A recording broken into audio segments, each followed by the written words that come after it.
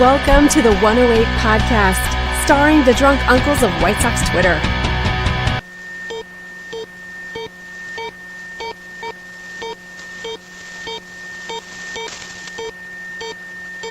This is a special presentation.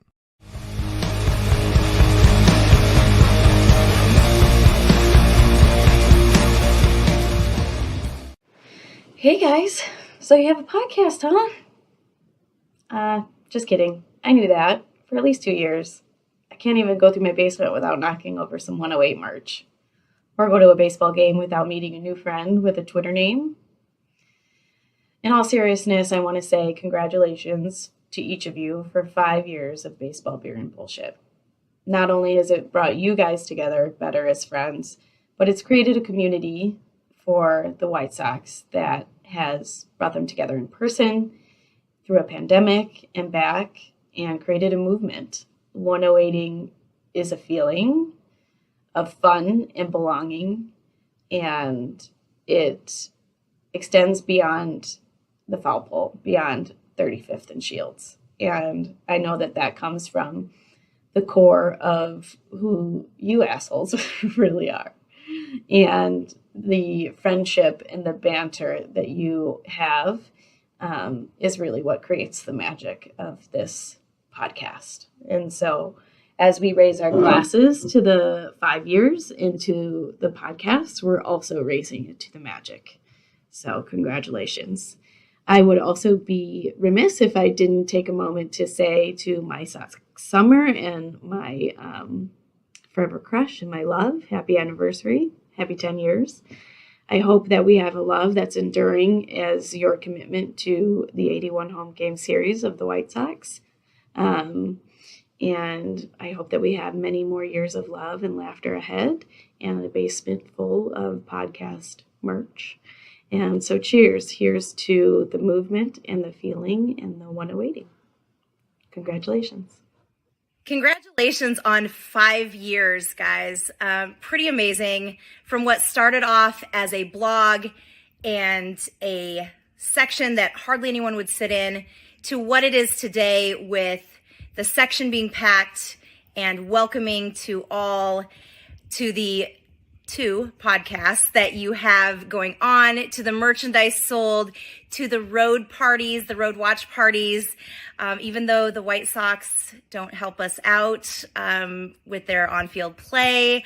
I'm so excited for you guys. I'm excited to be a part of what's to come in the next 5 years and beyond. So let's continue the 108ing.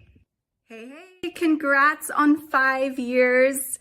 I am so grateful to be a part of this fun journey with you and to literally be sitting right next to you. So thanks for saving a seat for me always. And there is no one else I would rather be losing every single Thursday night to than you guys. So cheers to 5 years. Whoa! Thank you, Quernsey, and Mrs. Beefloaf, and Mama Summer, and welcome to the From the 108 podcast, 5th anniversary show. Get ready for some baseball, beer, and an absolute ton of bullshit. And remember the drinking rules. If Beefloaf says allegedly, or that he made a video about that, you drink. If My Sock Summer mentions his time on the West Coast or blames his kids for something, you drink. And if I fuck up the intro or make MSS appear to be dumb, you drink. And of course, you can make all of us drink for $1.08, which has already happened. Let's get to a first drink, fellas. This is from our guy, Jerry O'Sullivan. He says, congrats on 5 years of podcasting. It's an incredible feat to accomplish in the world of Sox podcasts. Cheers, boys. And here's to another 5 years. Thank you, sir. Bless you, Jerry. Cheers. Oh, man. Beef, speaking of drinking, man, what are you drinking? Old school. Boys, I thought I'd go fancy tonight. Now, usually I'm a wine guy because I have rigatoni, but this is special wine. I got some sparkling wine for tonight. Oh, man. And I am going to have a monstrous headache. It's not champagne because you can only get champagne from France, but this is sparkling wine from Northern California. And so that's how we're going to do it tonight. And if I got to get into bottle number 2, I'll get into bottle number 2. But I'm really enjoying it. It's light and delicious and bubbly, and I hope the drinks keep pouring in all show. I absolutely love it. You're looking good there, man. I love the bow tie. Thank you know, you you don't friend. wear a bow tie enough. Did he just freeze up? No, he did not. Who froze up? No, but you didn't. Maybe it was me. Thank you, Chorizo. The bow tie suits me well, especially in the sleeveless situation. I really You look fantastic. But you know who looks even better? Who's that? Anniversary boy, man. Happy anniversary, my Sox Summer. What are you drinking tonight? Cheers. Thank you very much, boys. Yeah, we got 10 years. Right now, I'm doing my taste still. I am doing the Knob Creek 120 Bananas Foster. Hello. So I'm doing that right now. 120. I will be moving into a smattering of bottles that are over here. I got the Eagle Rare, and then I also have an anniversary bottle of Woodford Reserve that I got tonight as a gift. And it's it's not embroidered. Hello. It's engraved with our names and then a little saying on the back for 10 years of marriage. So hopefully, we'll get into the Woodford tonight. Yeah, man. Drink that whole bottle and ruin your marriage. Absolutely. All right, quick drink here from Jason. Jason says drink. He said he's from the West Coast. All right. Yeah. Jason, bless you. Hey, Chorizi, what are you drinking, my man. friend? I didn't even catch that when you said West Coast. I am drinking a little bit Lagunitas daytime, even though it's nighttime. But you know what? I knew this show could go long, so I was like, I gotta be ready in case this show goes long. So I've got 8 of these. I think that should be sufficient. I've only drank 4 of them so far, so I think we're in pretty good shape. We're gonna see how this goes. We're gonna see how this goes. Absolutely. Comments already lighting me up, boys. CD44 says in the beef haircut is as bad as advertised. And then HBIC says beef dressed like Chris Farley doing Chippendales. And lastly, Tim Maher says, beef, I was giving you shit, but you 100% look like Emo Phillips. I took a shot in the dark and hit a bullseye. Thanks, everyone. Appreciate that. Before we get into other stuff, obviously happy anniversary to My Sox Summer, but Beef, you and I have to also say something, which is happy birthday to our mom. Yes, absolutely. This is our 5th anniversary show, but there are a lot of other things going on this day, and we appreciate all of our family obligations being thrown out the window so that we can do this tonight. I very much appreciate it, but we do have a gift from the wives, so we'll open this right now. We have not seen this, so we got a bag of gift here. Bag. Yeah. Let's see what it is. I had mine debagged, so let's see. Ooh, you are a D-bag. D-bag. Oh, this is fancy. Let's see who's the best at opening gifts. Wow. I got hell yeah. Today. Oh, beautiful. Look at that. Mine says Gorgeous. Oh, mine says Chorizi. One waiting since 2018. You got it. Names and dates for commemorating the start of the podcast. I love it. Yeah. You know what? I appreciate the wives putting 108ing since 2018 on my mom's birthday, so she doesn't really know when I started drinking, because we're going to keep that a secret from her. She doesn't need to know that on this day of all days. Absolutely not. Absolutely not. Also, Absolutely very smart making this plastic so we can drop this. Oh my God! Yes. Yeah. Such a smart move. We can use this in the hot tub. I mean, my God. You know what? It's plastic because Cornsey knows that if I'm washing a dish, it is breaking. So that's you. All right, we got a couple more drinks here, guys. I'm going to be into my next drink very quickly here. We got Billy Wires. He says, congratulations on keeping not the smell. You love the smell. You love the musk. Cheers. Thank you, Billy. You come just for the smell. I mean, please. Just because of the smell. Both. Drew, he says, this podcast lasted longer than the White Sox World Series window. Congrats, gents. Thanks for being so welcoming and hilarious. See you next season. Yes, you will, Drew. Cheers, Drew. See you soon. Thank you for all the support, buddy. All right. Beef, how you doing tonight, buddy? I'm swell, guys. You know what? Because it's our anniversary, and cheers to us. Cheers to 5 years, boys. It's cheers to you guys, man. Time. I went back and listened to an old podcast. I listened to February of 2019.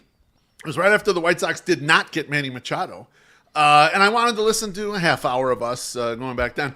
The sound quality of the podcast, not as good, but not as bad as I remembered. It was actually pretty good. And we were breathing fire. And it was funny. We got a comment recently when we were doing our annual meeting. Guys like, well, you guys aren't in tune with the, what the people are saying, out there, your opinions on stuff. And I told you guys, I'm like, we're way ahead of the pack. And we spent 40 minutes undressing Rick Hahn. And only about 10 of it was about Machado. It was about other shit we thought he was fucking up. And we were right about every single goddamn thing when I'm listening to it.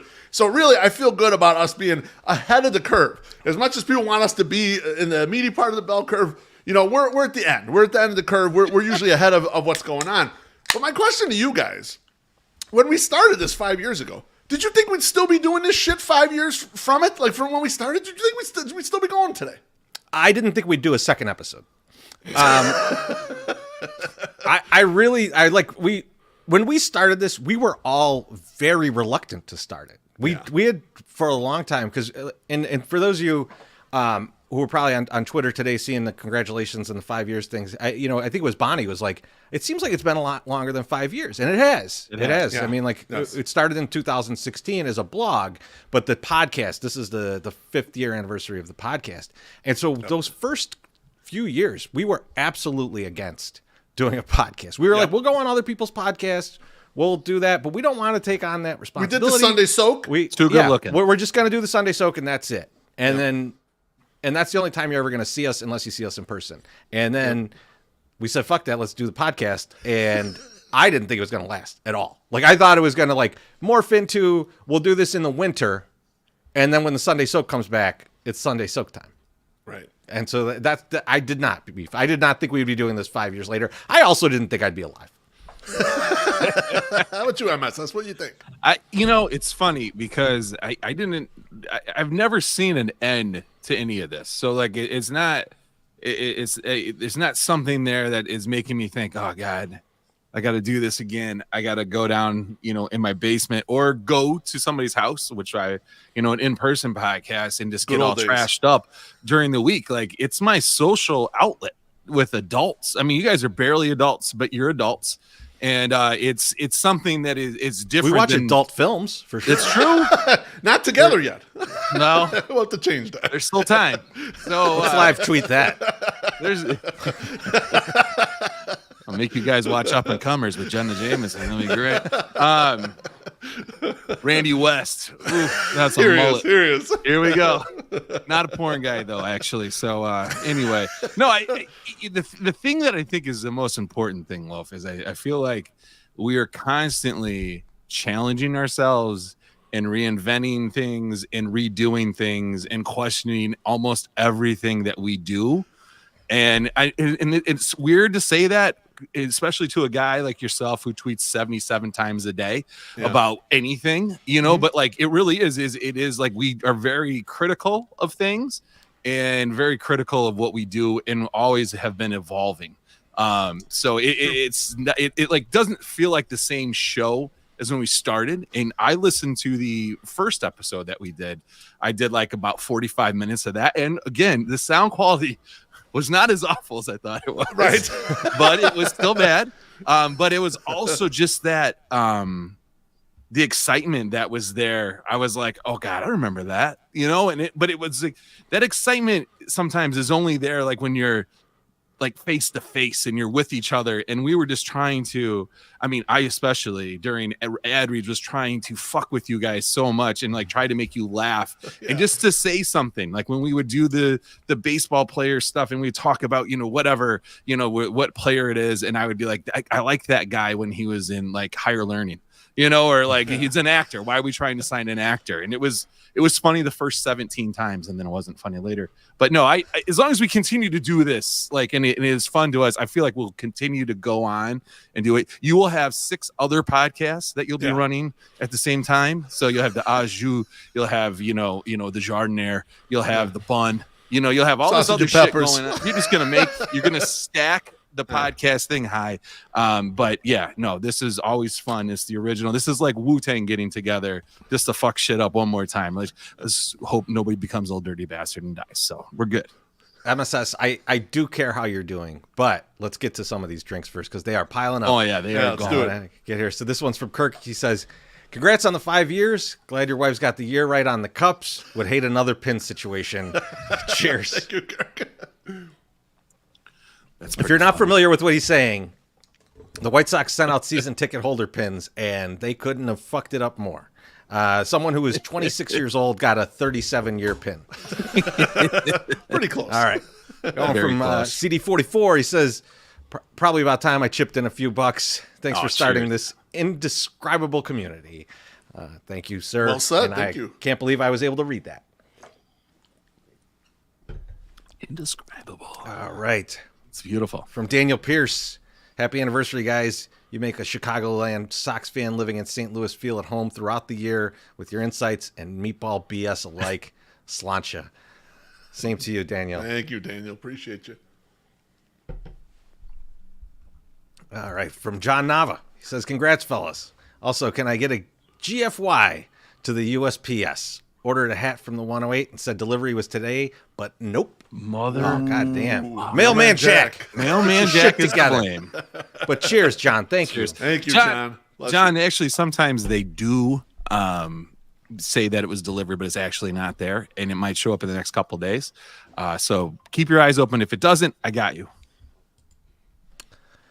From Terry's Peeps, happy 5 years, boys. Looking forward to many more. Cheers. Cheers. Thank you. Cheers. Cheers, Terry's Peeps. Long time guy. All right. Just a couple more, guys. Just a couple more. Beautiful. Finish your drinks. From Nathan Sheba. Congratulations on 5 years. If this doesn't go 3 hours like the old days with Treasy E slurring his words and my wife forcing my drunk ass to sleep on the couch, I'm going to be disappointed. So far, so good. I think we're well behind schedule. Thank you, Start Nathan. here, Nathan. Yes. Thank you, my friend. We're definitely behind schedule. And then one from Father Zoe here for Beef's Holy next Christ. haircut. Congrats on 5 years. Thank you, Father Zoe. Bless you. Thank you. Did you go to the swap meet to get your haircut? Bro, I went to the Great Clips right over there on Ashland. Oh, goddamn it. Speed. We're going for speed, baby. Let's go. MSS, how you doing tonight, my friend? I'm doing great, and boys, I'm not going to continue to talk and go as long as my wife did in that intro video, but like, cheers for 10 years to my wife, and cheers to her for not like ripping my fucking head off when I said, yeah, we're recording a podcast that night because it's our 5-year anniversary. And I might have said 30-year anniversary about 20 times because it's November 30th. And I kept saying it's their 30-year anniversary. And it's like, no, it's not. It's 5 years. You Been dumb doing this fuck. since we were teenagers. And yeah, it is just, I just was not, I did Big in my dumb head, drunk. big dummy. I'm a big dummy. So cheers to my wife for putting up with me, putting up with this. As anyone who's listened to this podcast knows, my wife is not a huge fan of the podcast, does not listen to the podcast whatsoever, does not really participate in Twitter discussions, which is totally fine. I don't need my wife on Twitter. But you know, No, you don't. it's no. And she was like, she shows up when it's good times, like when we're in a suite with Brooks Boyer. She's like, oh, I really love the podcast. Let's get in here. But she's done really well. She's been trying to meet more and more people, and I promised her that I will try to remember people's real names instead of their handles. But that's going to be really hard. Can you remember how many year anniversary it was? I can't Nope. remember a name. Can't even now? remember Come their on. fucking handle. How are you gonna remember their real name? So anyway, Out of here. Hey, Beef, Cheers. what's that? so cheers to her. Cheers to you guys. This is going to be Cheers, a great Mama Summer. night. Cheers, my sister. I'm appreciative to have you guys around, and yeah, let's fucking go on with this crazy ass show we got going. Yeah, I got a video I want to play for you guys Go because this for it. guy couldn't join us tonight, but he wanted to say hello. So here we go. Cheers, guys. 5 years. Man, I remember like it was yesterday when we were all hanging out to galaxy far, far away at Motor Road Brewery. We were scouting possible locations for a winter meetup after the very successful event at the Baderbrow Brewery, which you guys killed off Baderbrow, and you also killed off Motor Row, and the Goosehead is no longer in right field. Man, you guys like to kill off breweries.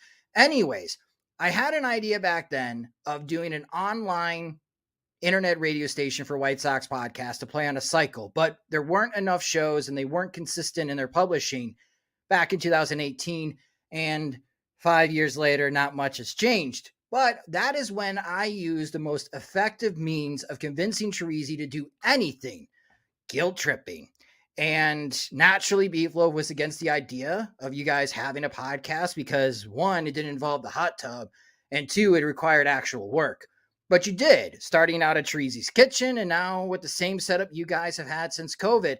I get the remote podcasting. Jim's been far away in New York and Nashville since the beginning when we have done our show. You guys live within 1.5 miles of each other. Distance is relative. I totally get it. And you've lasted 5 years, conveniently skipping out the worst White Sox season in our lifetime in 2018 to catch the upswing of a White Sox rebuild, only to suffer through the actual worst season of our lifetimes in 2023. But hey, here you are. And that is an accomplishment. Believe me, I've done this a long time. By the way, Beefloaf, at Sox Machine, we don't appreciate the phrase Sox Machine killed off another White Sox podcast. Instead, we would appreciate if you used the phrase outlasted. It's just more sensitive that way. I'm glad we didn't kill you guys off. I mean, outlasted you. You are a bunch of goofballs that turned into some of my best friends. Your work is often duplicated or emulated, but nobody does it better than you guys. We've done some incredible stuff together in the name of building the best fan community we can out of White Sox fans. The White Sox fans have to rely on itself now to feel better about being a fan of this franchise. Misery loves company, and we aim to be good company. And I can't wait to pull off even more crazier events with you guys in 2024. So until my Sox Summer does something stupid to get you guys canceled or is arrested by the IRS, a toast to From the 108. May we be blessed with another 5 years of baseball, beer, and bullshit. Nice. Oh, beautiful. Wonderful. Cheers to Josh. Cheers. Even though he didn't tip, I'll still And he teased it just a little bit, but we are going to be pulling off some more stuff. We're going to do 108 Day again this year. It is on a holiday for some of you. So it's on January 6th this year. So if that's a big day for you and you got a rally or something, we understand. But we will be back at Reggie's. So I'm dropping the link in the chat right now. So feel free to go get yourself some tickets. We will be live January 6th at Reggie's, 8 p.m. per usual, and we will see you all there. I cannot wait for that. Now, MSS, why don't you pay some bills? All righty. It wasn't even November. We got dumped on by great white flakes from the sky. Cars were sliding this away and that away. The last thing you need during the holiday season is a goddamn car accident. Those things suck balls, but you can only control so much. The Mazda CX-5 earned a Top Safety Pick Plus rating from the IIHS. This award identifies the Mazda CX-5 as one of the best choices in terms of safety. Top Safety Pick Plus winners have good ratings in the driver's side, passenger side, original side, roof strength, and head restraint tests. What's more, these vehicles have an advanced or superior rating for available front crash prevention. So even in an accident, your Mazda will protect you. Visit MazdaRolandPark.com to get all the specs and details on the complete line of Mazdas. Whether you're from the Chicagoland area, Northwest Indiana, or Southeast Wisconsin, they would love to have you visit and test drive a Mazda today. Happy holidays from your friends at Mazda of Orland Park. Mazda of Orland Park, home of the Zoom Zoom Nation. 8910 West 159th Street, Orland Park. 708-444-3200. Zoom Zoom. All right. Our first guest tonight, this guy, I think he is the first guy we had on the show twice.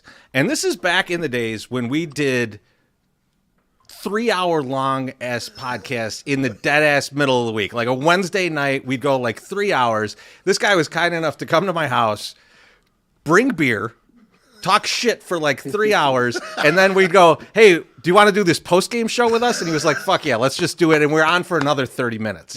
So I'm happy to bring him back for our 5th anniversary because he meant so much to the start of this show. Brian Bilck, welcome to the show, buddy. Good to see you. Brian. Thanks so much, guys. What an intro. That's awesome. In 5 years. Congrats to you guys. Thank you, man. Flip my camera here? Or... Yeah, you're good. Good. You're good. Good. Yeah, don't worry You're about it. fine. Just keep beautiful. it. You're handsome. You're a handsome Keep kid. it Don't worry about portrait, like a dumb fuck. It's fine. It's already locked in. Don't worry about it. Now I gotta flip it. I don't know what's. Listen, I feel like this is bad, but White Sox Dave, for being a guy that works in media and like does this for a living, will have an even worse setup than you do, Brian. So don't even worry about it. I'll tell you what, I didn't do anything different. Like my wife was like, "Are you gonna take the call in the office? You gonna go upstairs?" And I'm like, "Nope. I'm just gonna stay in my chair on the couch where I'd normally be." So, shout out to my wife for letting me mute the TV for a little bit here. That's awesome. Love it. Well, cheers, man. And Brian, you were probably like the first big guest that came on multiple times for us. And, you know, we have to ask, in doing so, what kind of wisdom were you trying to impart on us, and why were you so generous with your time for us? Well, I mean, it's the timing of it all is it's so hard for me to even think about. Like when I started writing and just being concerned with Twitter, you know, that being over 10 years ago now or whatever it is crazy to me. And then you guys even, I mean, I feel like you guys have been over 5 years, to be honest, but I guess the podcast is 5 years. The podcast is 5. The blog is the blog will be 8 years old in March. So. Yeah, so that makes more sense. I mean, I don't know. I mean, I think where my head was at that point was basically moving on with the writing and stuff, and I kind of knew that. So, but the whole Sox Twitter thing, I mean, and obviously you guys have been a big part of building it out and what it's become, but it's like, when I started, it was like 6 writers and, you know, we had like hundreds of followers and, you know, nobody cared about anything and there was no retweets or engagement, or you get a few favorites, you'd be happy. And then now it's like, you know, there's people who just wear Sox hats and do crazy shit. And that's like part of being a Sox fan on Twitter now. You know, it's just like, I mean, there's so many elements and angles on there that I would never have imagined when I was, you know, consuming so much time with it myself.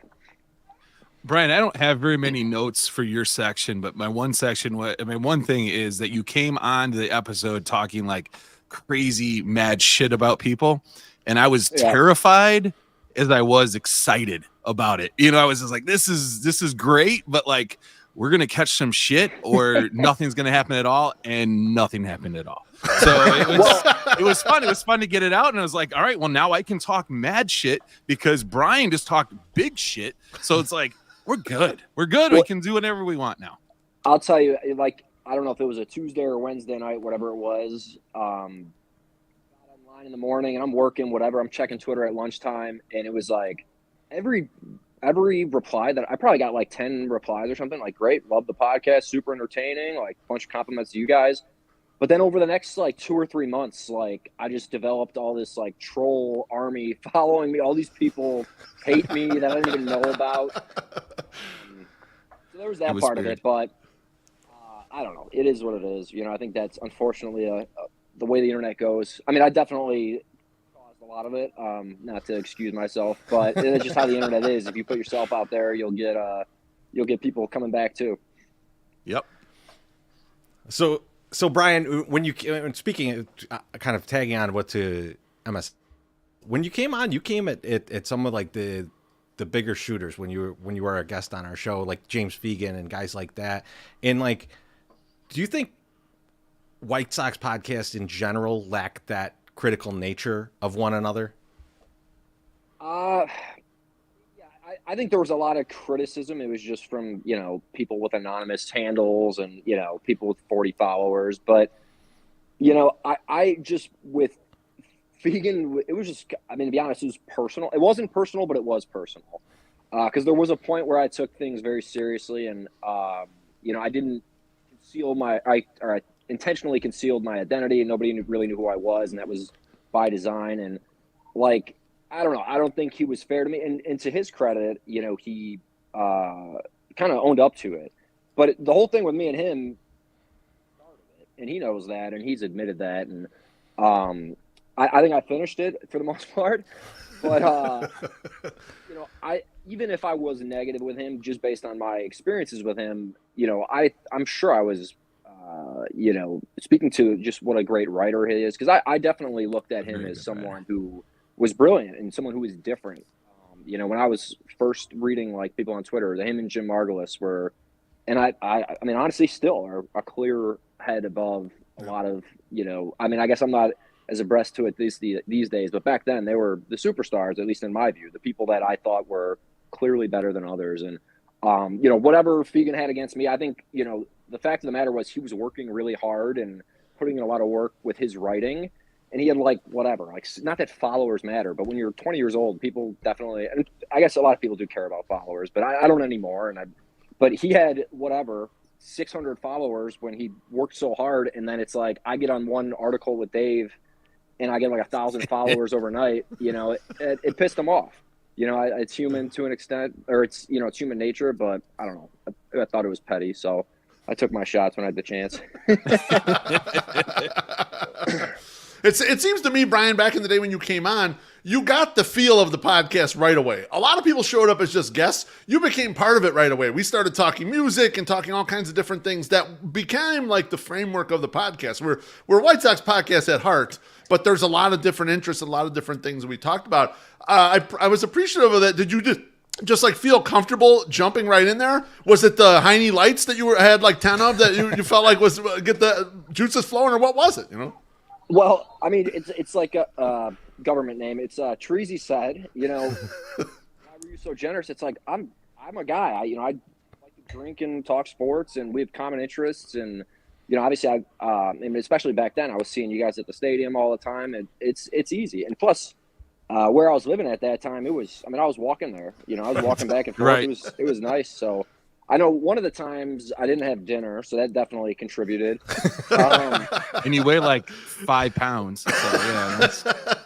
Pound for pound, I could probably drink with all of you. That's true. Yeah, that's pound true. for pound, I'm pretty good. But I don't know. It's easy to talk, but I think I didn't like the way things were changing, right? Because I think what I liked about you guys is you were doing something different, and there was so much like people just writing the same generic blogs and just, trying to mimic Barstool type stuff. And it was just like, bring something different. It's like when I was doing it, it's like I wanted to interview people that would otherwise not be interviewed.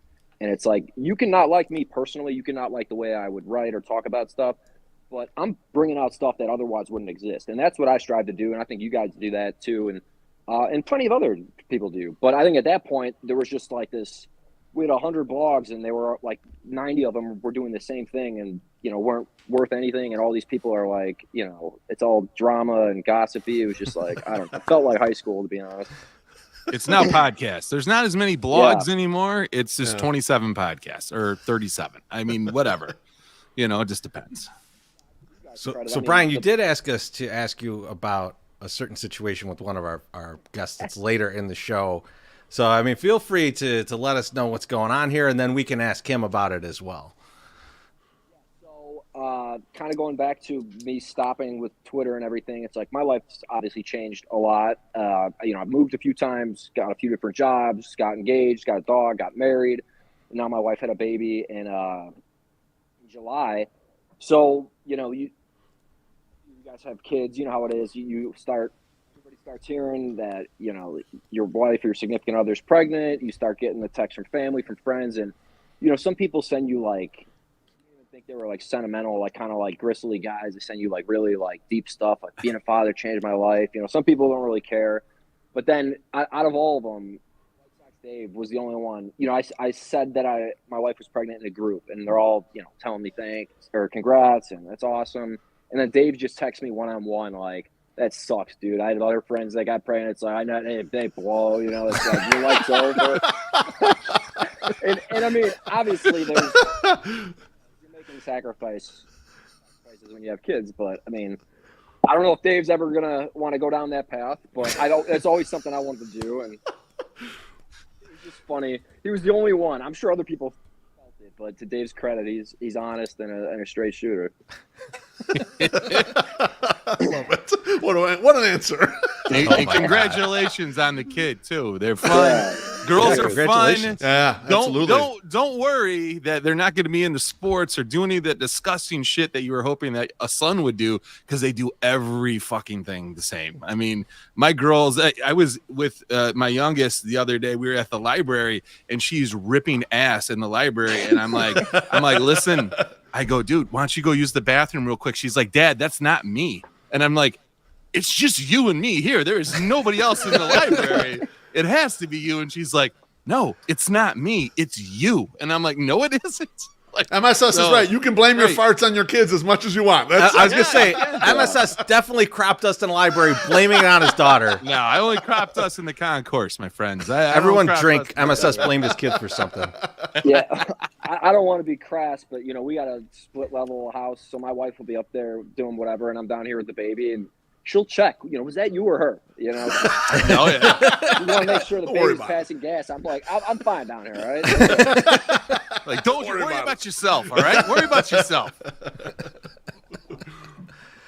Oh man. Well, Brian, we appreciate obviously the many hours you gave to us in the early times of this podcast, but also the time tonight, man. It was great to talk to you, and hopefully we see you at the park soon and hang out. I know the season's a little while away, and the team is absolutely fucking terrible, but hopefully we could at least have some beers. Yeah. I appreciate you guys not bringing the team up, and I mean, I've always been on the more of the positive side, and it's been the hardest year for sure. But yeah, I'll be there. You know, we'll see. I mean, hopefully things are better. I mean, I always love being up there. You guys know how it is. I mean, you guys have been doing this, and we had 2021, and otherwise it's a bunch of disappointment. So it's not like we're not weathered and used to it, but things are just supposed to be different. But yeah, I'll be there, and I sit on the first base side, so I'll always make it over to you guys when we need the deli sandwich or whatever. You know, the game's 7-0 in the third, so we'll definitely be out there. But now it's like you guys are. I mean, it's crazy. I remember the one time I went on and you guys were like, that was like the second biggest. You know, I don't know how you guys measure your views or your listens or downloads or whatever. And it's like, I'm sure now you guys are blowing past what we were doing. I mean, this production's insane. I mean, I'd still be doing a podcast if someone else would just do all the work. I mean, you guys got pre-recorded videos and ads. I mean, my Sox Summer doesn't even have to labor through a read. He's got that stuff queued up. I mean, I'm over how that. Far we've come, 5 years. My God. I will do one stumbling drunk live ad read at the end of the show today. Yeah, just one. Just for old times. Podcasting, and there's some people, they make the ads better. You know, there's other people you just skip through them. Like, I want to listen to you read. If you're doing a pre-record, I'm skipping. You want the live read? That's right. I want the live. Well, watch to the end, and you will get one. You will get one, sir. All right, Brian, thanks so much, man. We appreciate it. We'll talk to you soon. boys, congrats. See you, Brian. Thanks, Take care, my friend. Oh man, great to talk to him. Good times.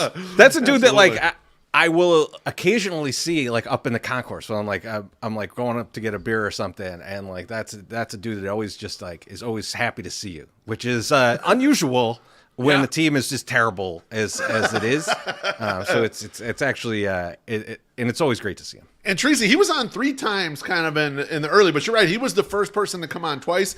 And he was the first person to like really, I'll do it kind of, I'll drop everything and come and do the show whenever you guys want. Yeah. We weren't on like our tippy toes like, is this person going to be interested in doing it? After he did it the first time, he's like, let's do it, man. Anytime you guys want to do this shit, let's go. So I just always remember from one of the podcasts we did with him, it was like 1:30 in the morning, you guys had left, and I'm getting all the podcast uploaded, and I got to put a name on it, and I remember just going like, this shit was longer than The Godfather, and that's just the name of the podcast. You can find it now. It's like one of our first podcasts, and it's just called "This Podcast is Longer Than The Godfather," because we went forever. I mean, like I think we end up talking about like our favorite rappers of all time at the end of that episode.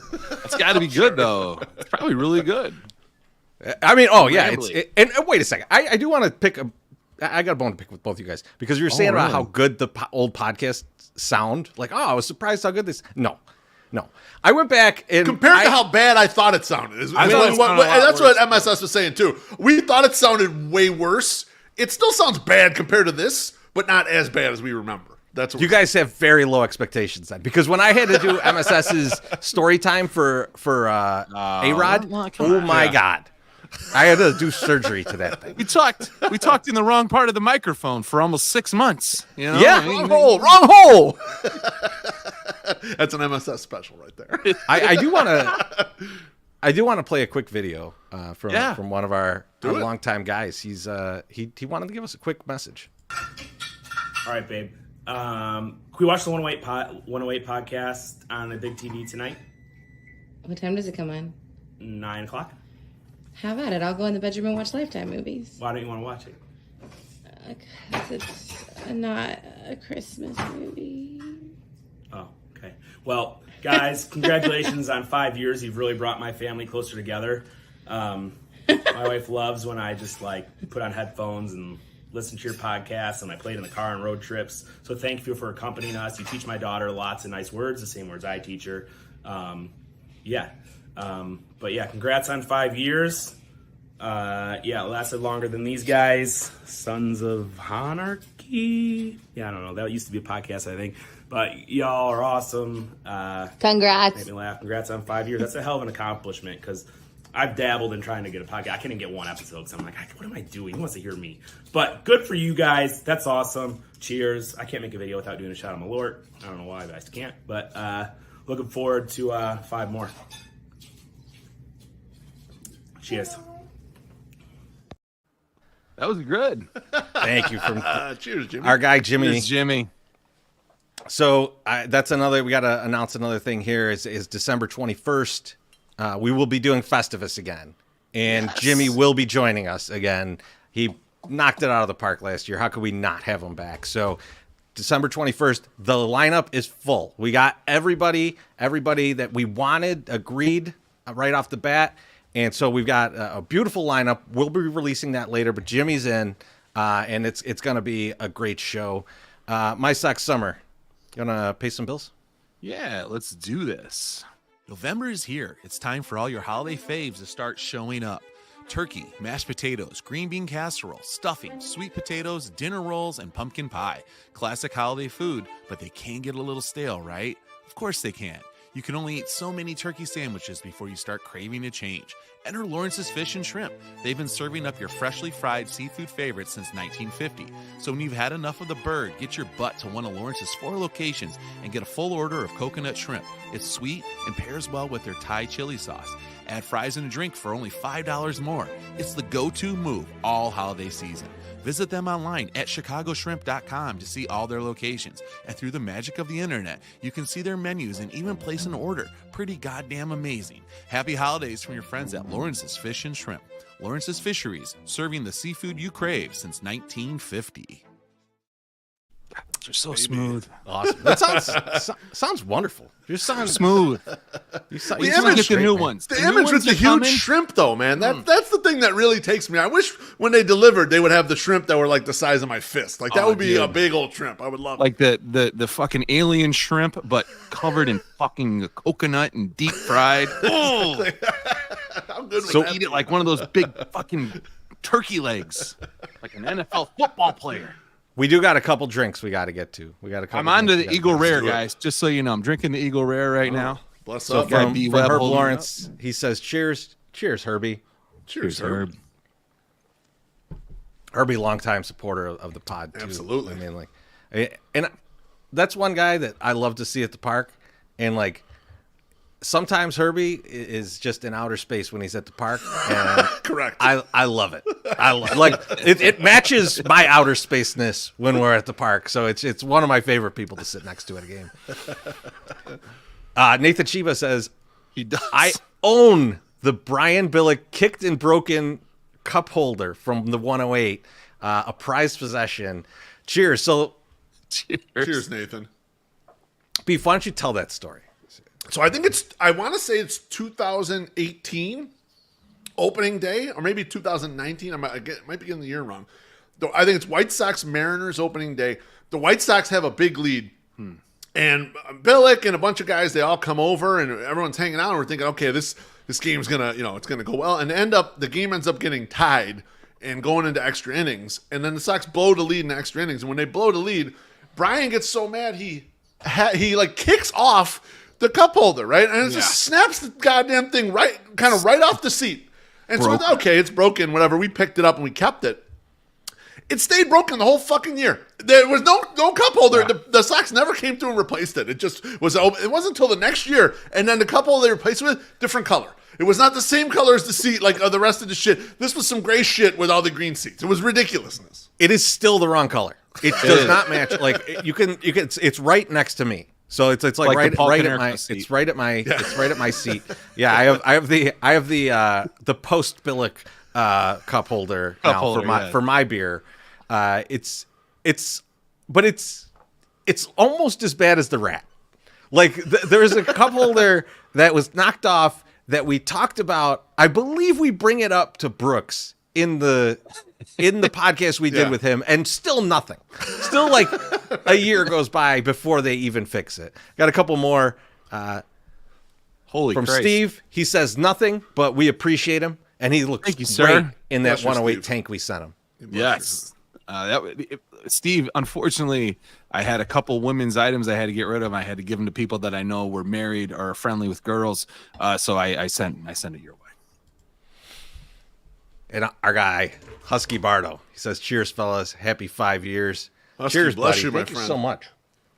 The hell are you drinking now, Loaf? Is that like champagne? Sparkling wine, yeah. Oh, it's shit. like- He's been it's like drinking champagne. sparkling wine the entire time. I know, but I never saw a head like that. You didn't see it foam up. That's what you didn't see the a big fresh foam. You didn't see a Yeah. fresh pour when I do a No, fresh I did pour. not. I like some good, Foams up a little some bit. good solid head there. Foams up. Nothing you can do about that. Jerry Everyone loves O'Sullivan solid says, head, to be honest, or slap. I want to pour one out for the loss of my favorite band leader of all time, Sláinte Shane McGowan. Shane should be in the 108 Hall of Fame. So if you're not familiar with Shane McGowan, he's from the Pogues. Just absolutely fantastic musician, and we lost him today or last night. And so cheers to him. And I'm gonna double down on this. Jordy Walker from Killing Joke also lost this week, and cheers to him. Great musicians, unfortunately gone. Man. Sorry to bring everybody down for a minute. Yeah, that's okay. But our guy CJ is here, and he says, check out the WMSS Sports Radio Man Cave over here. LOL. Cheers to 5 years. Cheers, CJ. Cheers, CJ. Cheers. MSS has a big C behind him for cuck. I don't know if you guys knew that. Nope. If we get Jeff passing back on, hopefully he's got the C back there. Just to show Listen, Jeff. I had to fill the wall with something, and I was like, I have a flag that was flown at the stadium. Why not put it up? And I was going to do the Chicago flag, but then I was like, that's fucking stupid. I want you to do the Chicago C. Yes, and that's what I did. I love that. Where did you get beautiful. that? I got it at a garage sale, the Sox garage sale, for like $25. The fucking thing is huge, man. I mean, it's the fucking whole wall. It's beautiful. Yeah, it's ginormous. Yeah, and there's a signed picture of Mayor Daley right here too. You can't see it. No one cares. Which one? The sun. The sun. Oh, okay. Well, cheers, CJ.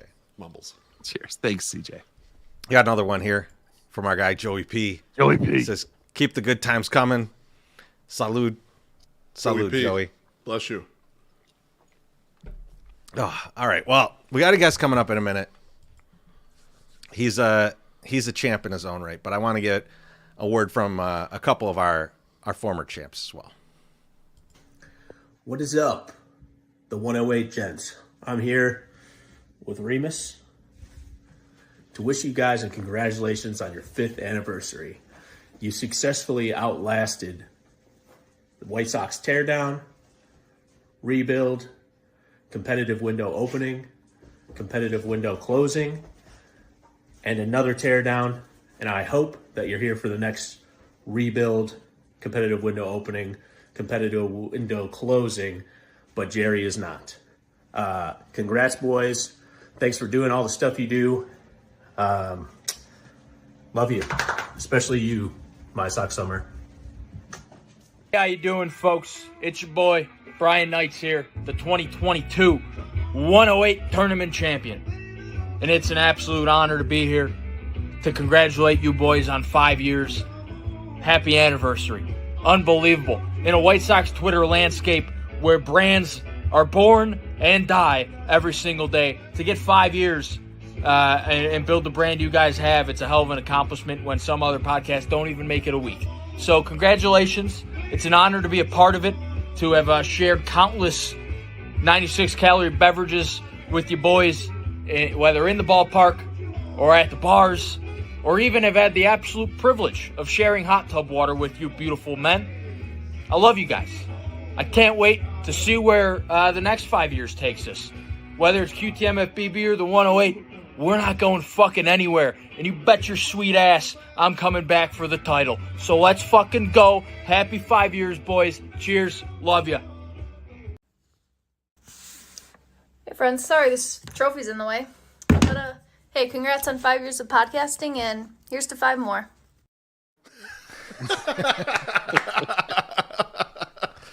Short. Allie really flexed in the trophy. I like that. Real I big just love flex that. there. I got that video, and it was just like the trophy is just right in front. I was like, yes, this is perfect. Works very well.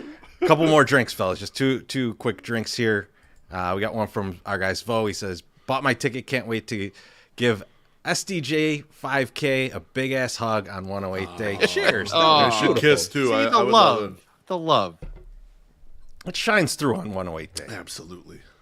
And Soul Glow Sox fan, he says, cheers, Jesus. boys. Can't wait for 108 day. And he says, RIP and peace, DMX, gone too soon.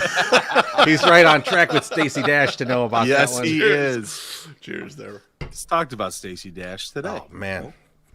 I gotta intro our next guest. Gotta get our next guest all lined up here. Give me 1 second. All right. This man needs no introduction. He won the 108 tourney so many times, we made him the chancellor. Standing at a sturdy 5'9". Yes. Dave Williams. Welcome to the show, White Sox Dave. Dave! I love you to get away from that shit. I love that you're shaking your head while you're looking at him like, yes! I'm like, you yelling out program height was my favorite thing ever because everyone who played high school sports knows you cheat on your height on the program. Everyone does it. Every person. You have to. Dave, I was on the DLSL basketball team, on the sophomore team. And now I grew after my sophomore year to the height that I am now. You know how tall I am. On the sophomore team, I was listed at 6 foot. Yeah. Which is that's fiction. It's like I'd have to be on stilts to get close to that. I mean, you just gotta lie about your height. Now it's like I wear it kind of like a badge of honor, but I mean, 5'5". It's funny looking back. I do think, I swear to God, I've shrunk over the years though. I don't know if it's possible, but I think I have. You're slimmer. We're short in high school, really. Well, that's what I was going to say. MSS. Dave. I played basketball. I'd lie about my weight because I had 205 as my weight. That might have been a slight fib. I might have been a smidge higher than 205 when I played basketball. Oh, dang. That's okay, you know. I put down 185 and I was a solid 155. And you went in that direction. Yeah, I had to make myself appear to look bigger. Like, oh shit, we got to watch out for this guy. And then we'd roll in and they'd be like, he's got a mullet. Fuck that dude. You don't have to worry about that. Dave, you are so slim, dude, and like when we're seeing all these new video, at the new, your fantasy factory that Barstool has built that you still haven't brought us to yet. You guys will be there soon. No big deal. This coming month, you guys are going to. All right. Put us on the docket. We just want to come in. I will not steal everything that is not bolted down like I did last time. So don't worry about that. Like legit everywhere, and like. So we got an email today, like very, very nice golf clubs went missing. And we're like, who's fessing up to it? No one fessed up to it. Got another mass email. Hey, we're checking the cameras. So even if you want to do that, like, it's real this time. It's going to be really sad when Jersey Jerry goes away because he stole those golf clubs. Man, Dave, please tell me the old office had video too, because we need video footage of MSS just ransacking the office. It did. We never pulled. The one time they pulled it was for when the guy took the shit on our door. Oh yeah, I remember that. Yeah, it's a good pull right there. Just happened to be a homeless guy, so he was just, Say, why did Barstool Carl shit on the door? That was my question. I knew it at the time. I didn't even need the video. I was could like, smell it. I had so many fucking alibis ready to go if they didn't have that footage of him, because I knew it would have been pinned on me somehow. And you're looking good, Dave. You're looking very good. You're looking very svelte. I like chubby White Sox Dave better, especially like in the picture from college where you're just a tank. I need that guy back every so often, but you're looking great. You're killing it. You guys are doing good things over there. Very proud of you. I appreciate you guys. And we got a comment today saying, like, are you guys still friends? I saw that. We should have just started it. We just should have started a beef. We should have done that, yes. But he is also very correct. I am a fucking bad friend and a dickhead for not saying very congratulations to you guys on 5 years. You guys are my favorites. Dave. I hate Cheers, sucking Dave. dicks like this, but it's fun to watch you guys grow. I just hate that our team is who they are. Yeah, well, right. It hurts Cheers, the Dave. worst. We appreciate that. Bless you, Dave. Thank you, Dave. I do have a question about you being a bad friend, though, because we just had on a guy you might know, Brian Bilck. Yep. And he mentioned a certain text message that you sent to him when he announced wife was pregnant with child, and we just want to get the story straight about what you might have sent him. It was along the lines of I don't know if you got it word for word. It was along the lines of I'm sorry, bro, your life's over. I know my friends once they have kids, sucks. they can't do anything anymore. This sucks. That sort of Yeah, thing. that's how. Have I seen Brian Bilck since that text message? Sorry, the truth hurts. Like, it's just how it is, Brian. I'll add you to the group chat. We'll see each other like every, few years when someone else walks the plank of marriage and childbirth. I see him in the we see him in the concourse every so often. I like the honesty, Dave. I like the honesty. Yeah. It was ball busting. Of course, congrats to Brian and his family. I miss everybody. I seriously miss. I'm so mad that it's been so long since I've seen you guys, but I just couldn't. I couldn't gut it out and go to those games,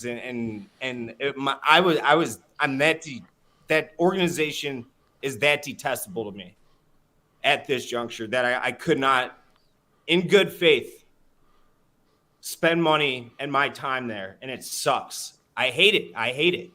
Yeah, remember we texted you for the end of your tailgate, and you're like, boys, I would love to come, but I hate this team's fucking guts so bad I can't do it. Yeah, it was a bummer. I don't know how to put it. It's just they stink. They stink. Yeah, pretty much. At everything. They stink at everything. Getting a little So Dave, better. let's roll it back to the good times. So let's go back to 2018 when we actually had some faith in this team and we were feeling good, but we were just starting up. It was weird. You're one of our first big guests that we had on the show, and what we want to know is, what were you thinking coming on our show? Why on earth? Why wouldn't I? I'll throw the question back to you. Why wouldn't I? It's like, okay, so when we started I'll put it like this. When we started Redline Radio, obviously it was White Sox, Cubs only. It was baseball centric, and Carl can talk baseball as well as anybody. Obviously not from a White Sox fan perspective, but he grew up on the South Side. Fast forward years and years, I didn't have an outlet to vent with White Sox fans. Obviously, you guys, amongst many other different outlets, allowed that for me, and you could talk fan to fan. And obviously, over the years, with how you guys have built up, that both in-person aspect of what you do and the online presence, it's I've always been impressed. I fell in very lucky. Turns went my way. You guys built this. I just turned into that weirdly, and it's 1,000,000 to 1 shot what I did. You guys did it on your own, and I think that's commendable. Well, cheers. I appreciate that. Yeah, I appreciate that. Thank you, Dave. And, Dave, over the years, you've imparted wisdom on us. Whether it was hey, don't listen to too much other stuff so that you kind of keep your own voice. Mm-hmm. You talked about some of the other ways to handle podcasting and blogging and things like that. You told us that Wally Money is a huge liability. These are all things that you were you would help us out with. And we're at the 5-year mark. We think we're doing pretty good, but I feel like you could still impart some wisdom on us. So please drop something on us that we need to hear. So how long ago do you think it was that I told you, I didn't say don't listen to any. I said be careful, take how much you listen.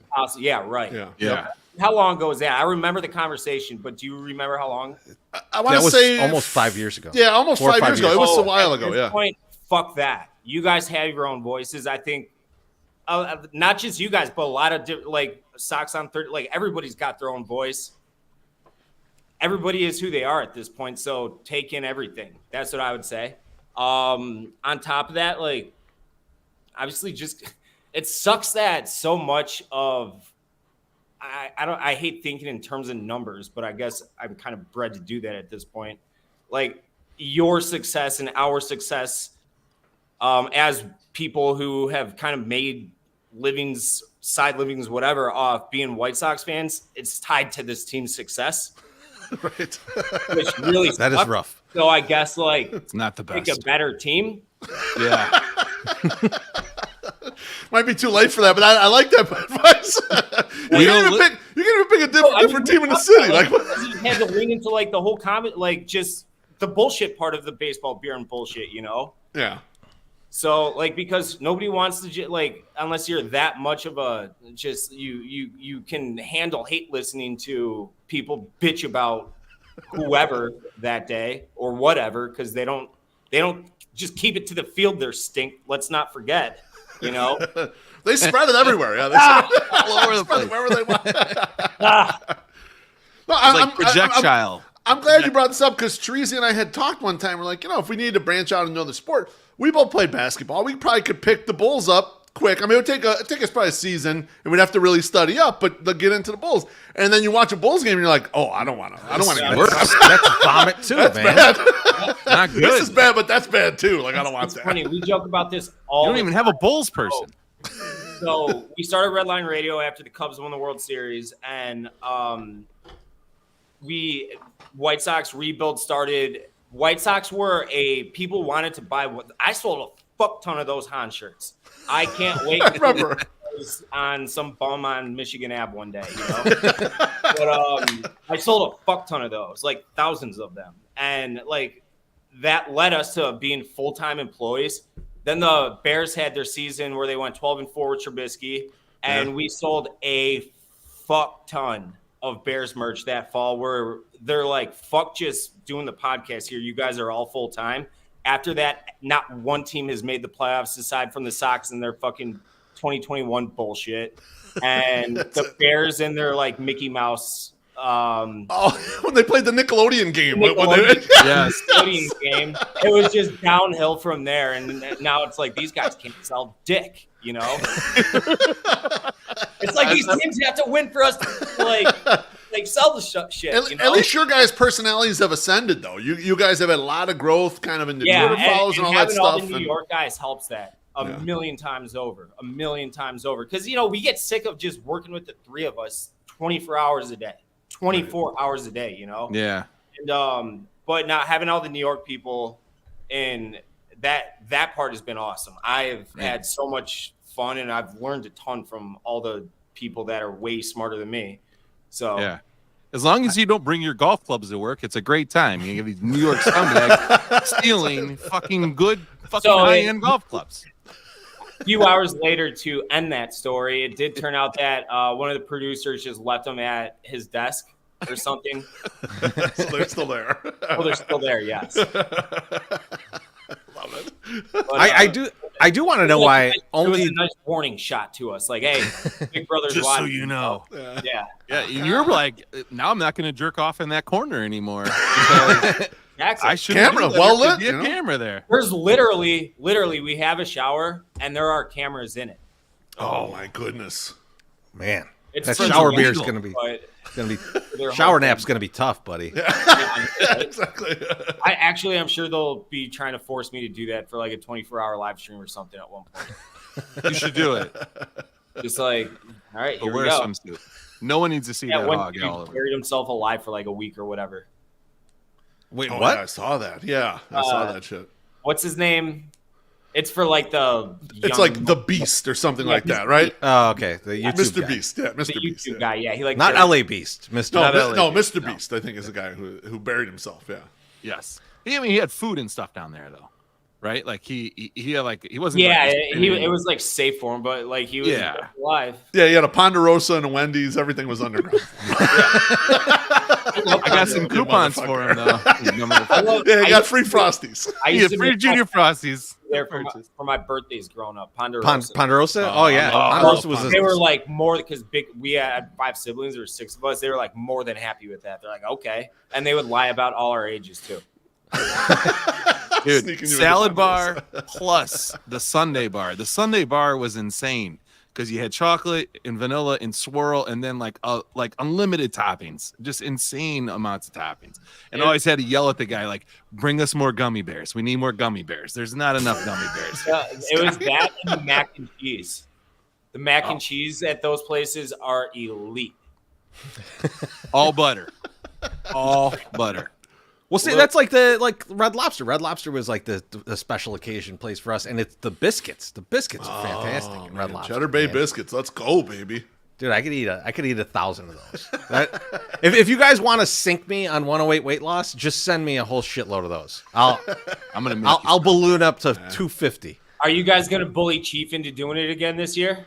No, we're doing it right now. You know what, Dave? I don't want to see his feet. All right, that was a shock, man. That was a shock. Fair. Gorilla feet. He was always struggling too. Like he couldn't send his weight in. He's like, I'm gonna be busy. I'm gonna be gone. I got home late last night from DeKalb. It's like, just get on a fucking scale for Christ's sake, or pre-plan. I'm 88 on the way home from 88. Oh, Jesus.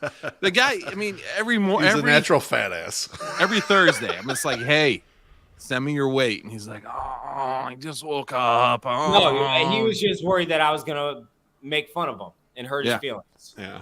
That's what you it should. was. Yeah. You should. Exactly. This year, it's Agreed. just us three, and then Aloha Mr. Hand and Wally Money. And I honestly thought we were going to skate by because I thought Wally was just going to not even do anything and just like balloon up even bigger. But he's been taking it seriously. He's been maintaining. We'll see how that goes through Christmas. I swear to God, I wrote a blog on this. I don't know if we had talked about this. I feel like we might have at one point though, but it was titled like the art of losing weight the half-assed way. Like I changed my diet. I'll eat like half a burrito and then half a burrito bowl. And then I'll do the Peloton for 30 minutes, like 4 times a week. That is literally it. It's the easiest thing on earth. I'm not even doing that right now. A ton of fucking water. It's all diet. I lost 2 pounds this week. I ate nothing but candy all week. I ate candy bars for dinner. I swear to God, it worked. I swear to God, it worked. So like, I'm like, I didn't do any of that. I ate like 3/4 of an 18-inch pizza to myself. I actually, I will say though, I did feel shame after that. As you should. Yeah. Dave, man, we appreciate you jumping on, and it's always good to see you. And I'm sure we'll see you soon. We'll hang out in. Let's go grab some beers pretty soon.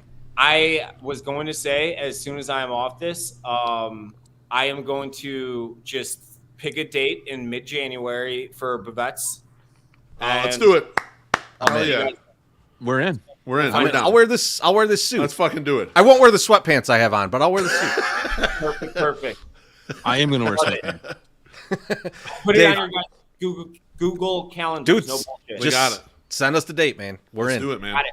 Not January 6th. Guys, and we'll see you soon, all right? All right. Dave, Take thanks care, so much, Dave. man. Thank you, Dave. Bless Talk to you, soon. Dave. Hell yeah. White Sox Dave. Always good to talk to Dave.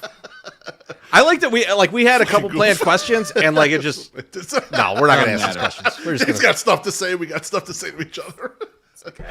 He's like, we got a couple golf drinks. clubs are fellas. gone Couple- missing. do it. Couple drinks here. So we got our guy Baloney says, "Here's some cash so that MSS doesn't have to steal the Barstool Blue Chews." Yes. Cheers. Thank you. Did they have Blue Chew now too? That'd be awesome.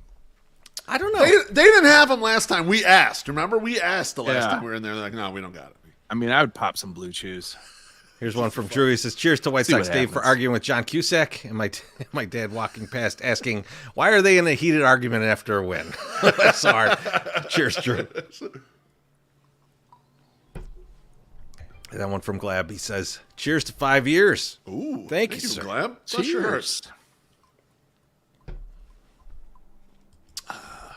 Man, a lot of comments. I can't even keep up with the comments. So if you guys see something that piques your interest, just throw it in. But I'm just trying to keep up here with all the shit we got going on.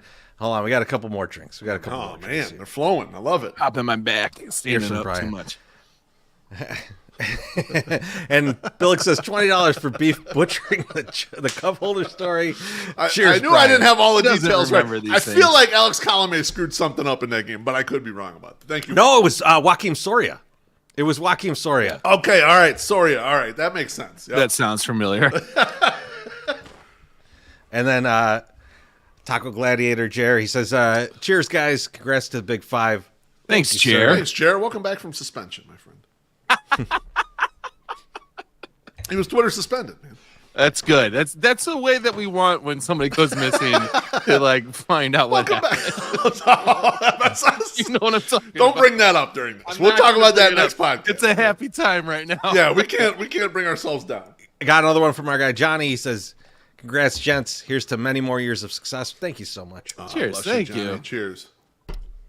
By the way, I went to Johnny's art show over at the Bridgeport yeah. Art Center. Very nice. Dude, incredible.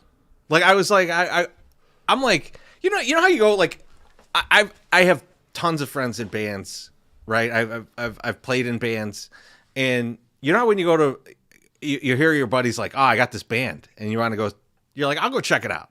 I'll definitely go check it out. And you're expecting it to be good.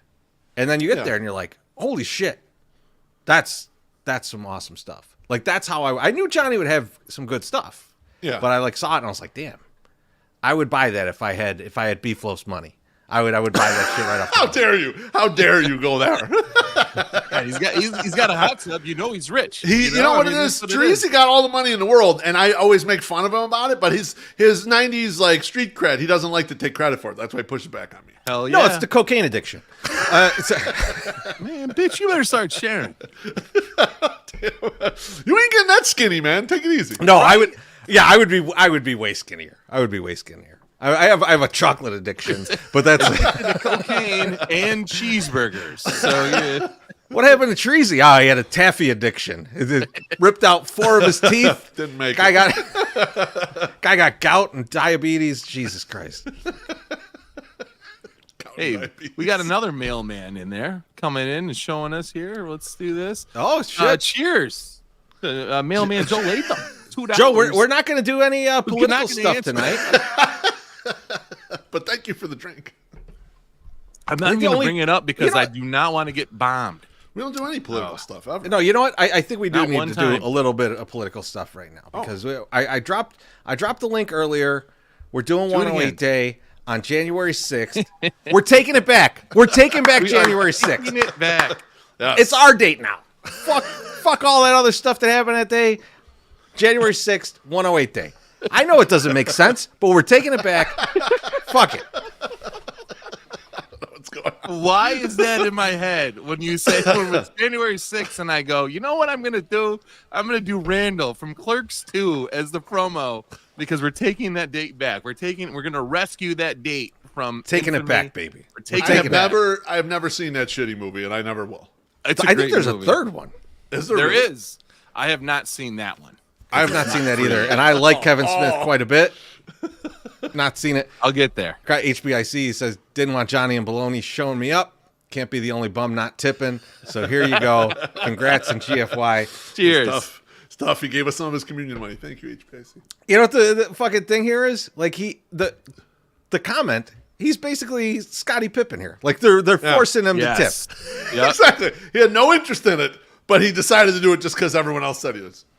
God damn. Speaking of Scottie Pippen, man. God. I'm sitting on the couch and Cornsy's like scrolling through like Instagram or something, and there's a fucking picture of Scotty's ex-wife with Jordan's kid, right? Marcus. And thanks.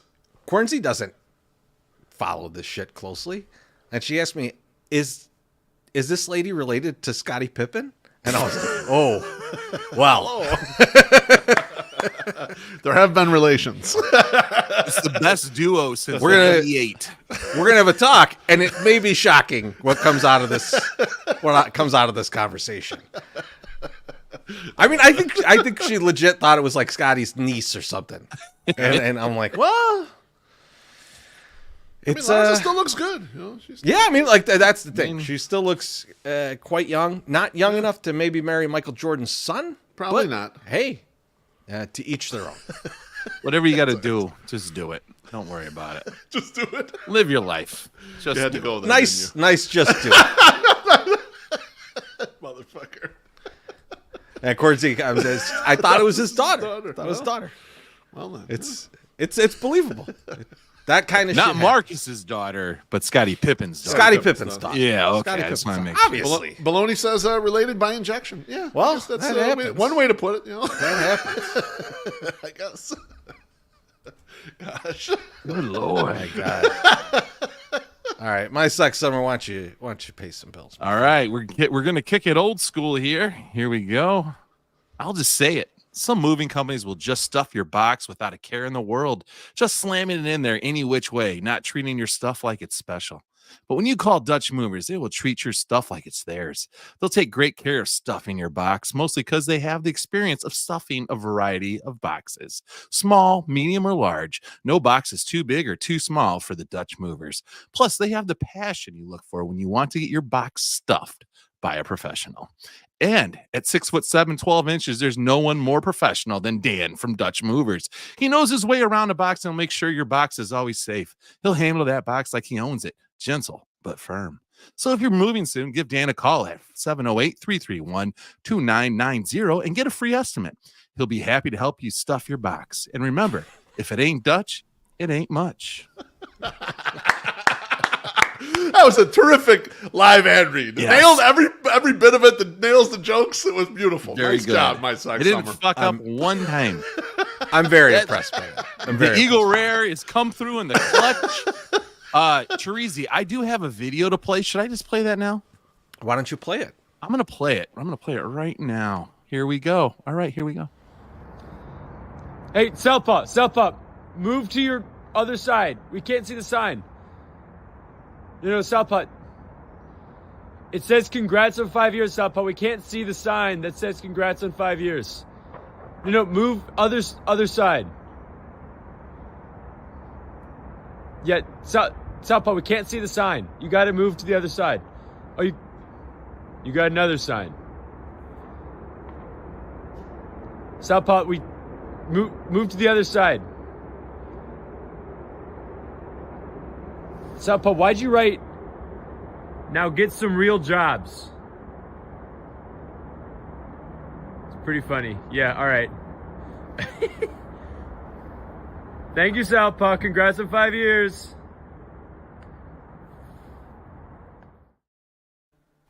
That's awesome. That's awesome. Thank you, Southpaw. Look at That was Southpaw. wonderful. Thank you very much. We got a couple drinks we got to get to real quick. Our guy Danny Reyes. Danny says cheers to 5 years and all the laughs. Bless you, Cheers, Danny. Danny. Appreciate Danny. you. The man. Our guy in Iowa, Sean Jankowski, says, Sean. shout out to 5 years, you guys, for building a great community, and to MSS for getting our Christmas cards done in a timely manner. For once, yes. Thank you, Sean. Hopefully Thank that you for happens using Sean. Cheers to you and your family, my friend. I gotta get another drink real quick. Ah, do that, Treasy. I do want to play. We got another drink. All right. Oh, this asshole. Man, look at him finally spending some money. Our guy Matt Ramsey says, Look at this guy. congrats on outkicking your coverage for 5 years. Cheers and keep up the good work, you dirty Latinos. Cheers. Thank you. I'm Puerto Rican, but I still think we're caught up. BWC. But I do got a video to play because I got to play a video from some of our OGs, man. Yeah. Hey, Wally Money here. Want to give a quick shout out to my my crew over there from the 108, Terezi, My Sox Summer, and Beef Loaf on your 5 years of your podcast, your anniversary coming up here. I'm very proud of you guys. Very happy for your guys' success. I know not everybody knows, like we do, how much work and how much effort you guys put into this. Your success didn't come, just overnight. And, now you're seeing the fruits of your labor, coming to fruition. And, I'm very happy for you guys. Here's to another 5 years, if not more. You guys, what I love about all of us, we all stay humble, especially you guys. You guys keep me grounded half the time. But unfortunately, I won't be able to listen to this podcast live. Aloha, Mr. Han and I will be at the Bulls game. But we'll be with you guys in spirit. Good luck. When I get home, I'll watch it on YouTube. But once again, guys, I'm proud of you. Keep up the good success. Looking forward to seeing you guys at 108 Day and everybody else. It's been a while since all of us have been together. Happy holidays. Keep going. Keep kicking ass the way you guys do. And much more success. And everybody get out there and buy your tickets for 108 Day. Don't be fucking around. I'll be there. Cheers, guys. Beeflo, Treasy, congratulations on 5 years of 108. You guys are awesome. My Sox Summer, you suck. Go fuck yourself. In all seriousness, all three of you guys are great. You keep us entertained during the season when we have to watch shitty baseball. You keep us entertained all off season. You guys have great content. You've built an awesome empire, and you guys are the best. Your wives are great people too, and Amy and myself are honored to call you guys friends. You're actually more of extended family at this point. Who would have thought that, I think 4 years ago with the hot dog contest, that's how we ended up meeting you guys. I ate 149 and a half hot dogs, and you guys got me fat. And then a couple years later, you guys got me skinny with the 108 weight loss, and then it all fell apart again, and you guys let me get fat. But who cares? Anyway, that being said, congratulations on everything. You guys are the best. Love you. Keep up the great work. Hope to see you guys soon. Aloha. Friend with questionable character here. 5 years with From the 108. Holy shit, how did this happen? I can't believe you guys made it that long. I'm surprised you haven't been canceled or booted off or whatever it may be. I'm surprised someone hasn't shot you yet either. But honestly, guys, thank you for your friendship. It's been a great ride from meeting you in Milwaukee before the beginning of the 2018 season down the right field line to our infamous jaunt to Detroit just to witness Wally pass out and also wind up in the booth with Farmer and DJ in full Cabana wear gear to Minnesota, to Cincinnati, to San Diego, and all those future trips that are coming up. Can't wait. Congratulations, but I just have to say one thing. I have a complaint, one complaint. And that is for you, Beef, and for you, Chirizi. You both need to check your egos at the door and accept that MSS is the heart, brain, soul, and face of the 108. Without him, you're nothing. He's the one who makes the engine go. He's the star. He is, in a baseball term, the straw that stirs the drink. And speaking of drinks, since it's a special occasion, I am getting something very special out just for you because it's a special occasion. This only comes out for certain times. Congratulations, fellas. Later. Man. I thought Wally was going to cry Mr. during Hands, this. I thought Wally was going to cry. I definitely did. I know Wally was not wearing pants. No. There's 100% he was not wearing pants. And he had a butt plug in, probably. Oh, absolutely. He didn't say yeah or shit during it. It was very sincere. It was very sincere. Not one. It was serious about it. And it was, and it's always great to hear from the OGs. And for our last guest of the night, we got to have an OG. We got to bring an OG in. This guy was the first guy to have us on his podcast. So this is the first podcast we were ever on. This is before we had a podcast. Yes. So we went on his podcast. Fucking great guy. From there, we were like, hey, let's really drill down into the White Sox. And this guy was like, I'm going to cover every fucking sport in the entire city. And this maniac's been doing it ever since. And I don't even know how the fuck he does it. It's very impressive. And he's our guy from On Tap Sports, Tony Marchese. Tony, welcome to the show, man. Tony, what's going on, guys? What's hey, up? Congratulations. Cheers to 5 years. Cheers, Tony. Thank Appreciate you. It's Blood good to be heavy, back on talking to point. you guys. Like it. Love it. So Tony, I promised Beef I wouldn't talk to you about servers and shit and bore him. So we're gonna have to talk about other stuff tonight. But you know, with Shy Sox Weekly back in the day, we were on that show, and it was the first podcast we ever did. We didn't know what the fuck we were doing, and like I think to go in the time machine, it wasn't as easy to put a podcast out there at that point. No. We were like on Skype, and we're like, you had to like download the shit and like edit the fuck out of it and get it up. And like I'm sure we sounded horrible coming over. And right. And like I'm just wondering though, like the conversation, the things we talked about, you know, when you listen back to those, and then you listen to the 108 podcast, you know, where's the crossover there? Like, where do you feel like the stuff that we were doing with you guys back in the day is you know, come into our domain? What have we brought over from what you guys were doing? Yeah, I mean, I'm thinking back to the first time you guys were on that show. I think it took us probably close to an hour and a half just to get all three of you set up. Yes. We're on one mic. That was fun. Yeah, you guys were on one mic. You were at Beeflo's house, weren't you? No, Treasy's. it was mine. Yeah. That's But right. there We're was at one mic in between all three of us, and we would kind of move around. And yeah, Who's going to talk next? Yep. Hey. You know, I remember back in those days, the one thing that was different was none of us were on camera. Even though we were on Skype, we weren't live streaming. So you could do things like take an hour and a half intermission and drink for an hour and a half. Yes. And then Just try talk about nonsense. and then try and finish a Talk a lot podcast, of which stuff, I think we did do that at least twice in that episode. I don't remember getting off of that Skype call until sometime near 1 a.m. But as far as things that have carried over, I mean, I think you guys have done an excellent job with, you know, just bringing on guests and keeping sort of that spirit alive, you know, throughout White Sox Twitter, whether it's it's X now, White Sox X, whatever you want to call it. Oh, White Sox X. I love that. Yeah. Hello. But I think, you know, other than that, everybody's evolved who's still doing it from 5 years ago. It's crazy. It's a totally different landscape than it was. Yeah, it's interesting. At that point in time back then, I remember the main Sox podcast I would listen. I still didn't listen to Chuck back then.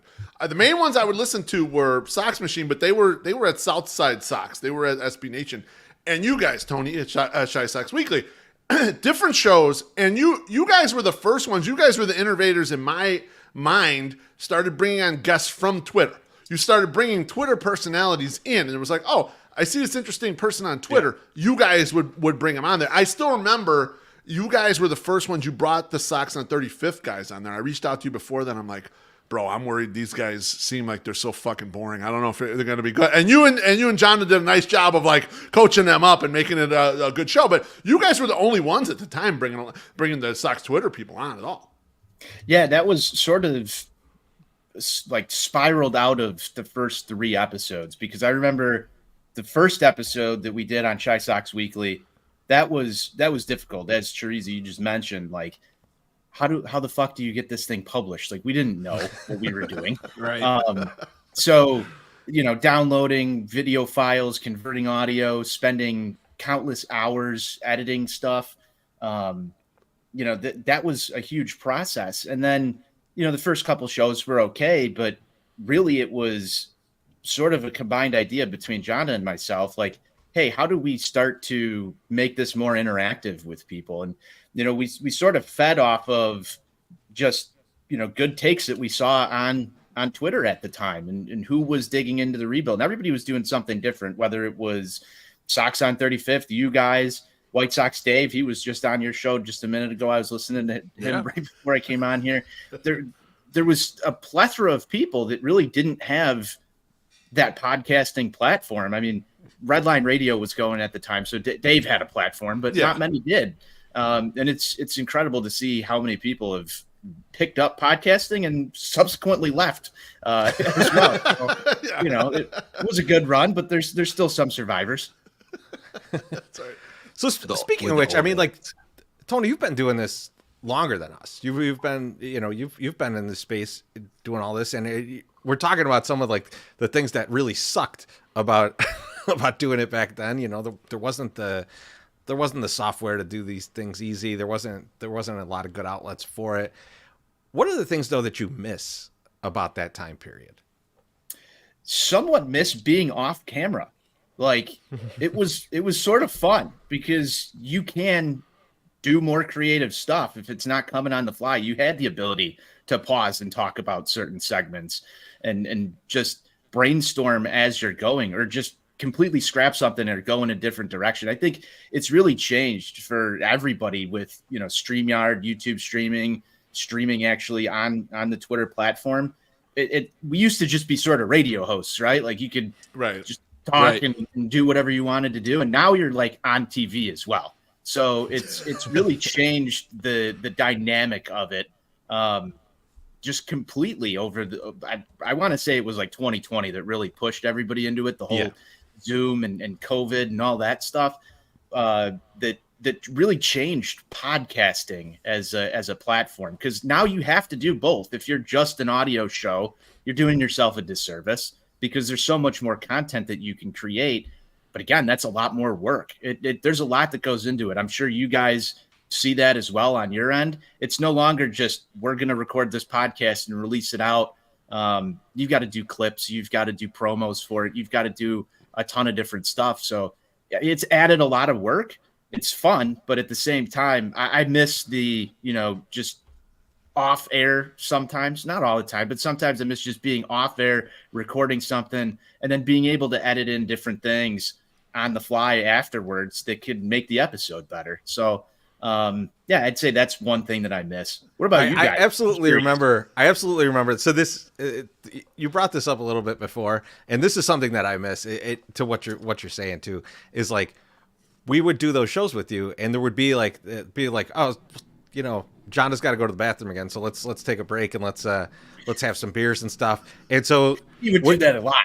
Yeah, and we're like, and we're like talking all this shit, and like we're talking outlandish shit about the Sox and about the front office and stuff and all this stuff. And like I remember waking up the next morning, and I'm like, man, I can't believe I said that on the podcast. And then I like listened to the podcast, and I was like, oh no, that was when we were just bullshitting. Okay, so that's good. That's we kept that off the air.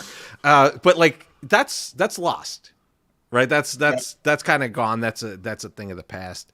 I don't know, Beef. MSS, what are some of the things you bringing that up, Treasy? The anxiety of we record something, or whatever, we're drinking, we're having a good time, whatever, and then the anxiety of waking up the next morning is like, wait a minute, what the fuck was in the podcast that I'm going to get burned for when it actually comes out? Well, when we're doing a live stream and there's people in the comments, they immediately react to any dumb shit we say. So, like, if you say something that bombs or is terrible, you know right then. There's no going to bed anxiety, waking up like, fuck, when that thing lands, what are people going to say about my dumbass saying that? That is gone. So, in a way, like, I agree with you, Tony. Like, there's, like, stuff that you could cut or stuff that you could, let's do this thing in this spot. We could change courses or whatever. But I also don't have the anxiety the next day, like, especially when I'm hungover as fuck. Like, my God, why did I say that about someone? You know, we had Bilck on to start the show, and Bilck said some crazy shit on our podcast. And I was thinking to myself, with you, MSS, like, man, we're going to get in trouble for some of the things he said there. I mean, we didn't, but we never did it. You know, you had to listen to 4 hours of stuff to get to it. Right. No one got there. Yeah. No, Tony, I thought you were going to say you miss Jonda the most because that guy is just off the map. I see him every once in a while. When Northwestern wins a game, he seems to be more active. They just beat NIU, so he's been all over my timeline. But yeah, and I mean, that was just you guys recording your first podcast, you know, while he's living above a bar on St. Patrick's Day, is a memorable thing enough that I still remember hearing that. And that little crazy fuck, him and his brother, his good-looking brother, that covers NIU stuff because he's a big NIU guy too. It's just those times, like going out into the abyss with like you guys, Sox on 35th, and is hosting these crazy ass tailgates where B-Son is not even 21 and he's like crushing Bush Lights with us. None of us handed him one. Listen, none of us handed him one. You know, all right? I don't know where he got those drinks. He's got the poundage now. He's way over 21. We know that for a fact. So B-Son is definitely doing fine. But yeah, that was those times where the crazy, the fast and loose, and then let's just see what sticks and see what happens. Like, why not say that and see if anybody actually is paying attention? And most of the times they weren't. So it was fun. It was fun to go back and do that stuff. But, you know, speaking of that, like where it's you know, we were doing kind of crazy off the wall shit and just, I mean, like Tony, I remember you guys had a contest for like just a random Twitter user to be on your show, you know, like, and I remember me and Beef were like, that's fucking genius. It's a great idea. Like, we were just like, that's fucking awesome. And like now you're doing On Tap and you're covering all this stuff. You're like working with SI and things like that. Like, how do you keep at this point, and this is just give us some advice, how do you keep at this point when you guys have got to this point, keep doing kind of crazy stuff? Like, how do you kind of keep it fresh and be like, I'm doing, you know what, I want to do this, I'm going to do it? Yeah, I mean, it's definitely more difficult when you're covering multiple teams because the White Sox, as we all know, they will give you enough content to talk about. It's not always fun. It's not always great. Sometimes it could be downright depressing, and then you have to listen to NWI Steve on your show when you talk to him after post games. Just had him on recently. It's hard to do. But you know, overall, I mean, it's really the work of the team. I mean, everybody who sort of joined On Tap had experience with this. I mean, Buzz was doing the Outcasts and podcasting long before I was. So he does a great job over on Bulls On Tap, and they have a ton of fun over there. Ron Luce, who does the Cubs stuff. I mean, he's a pro. He's just an absolute. I love Ron. He can eat some hot dogs.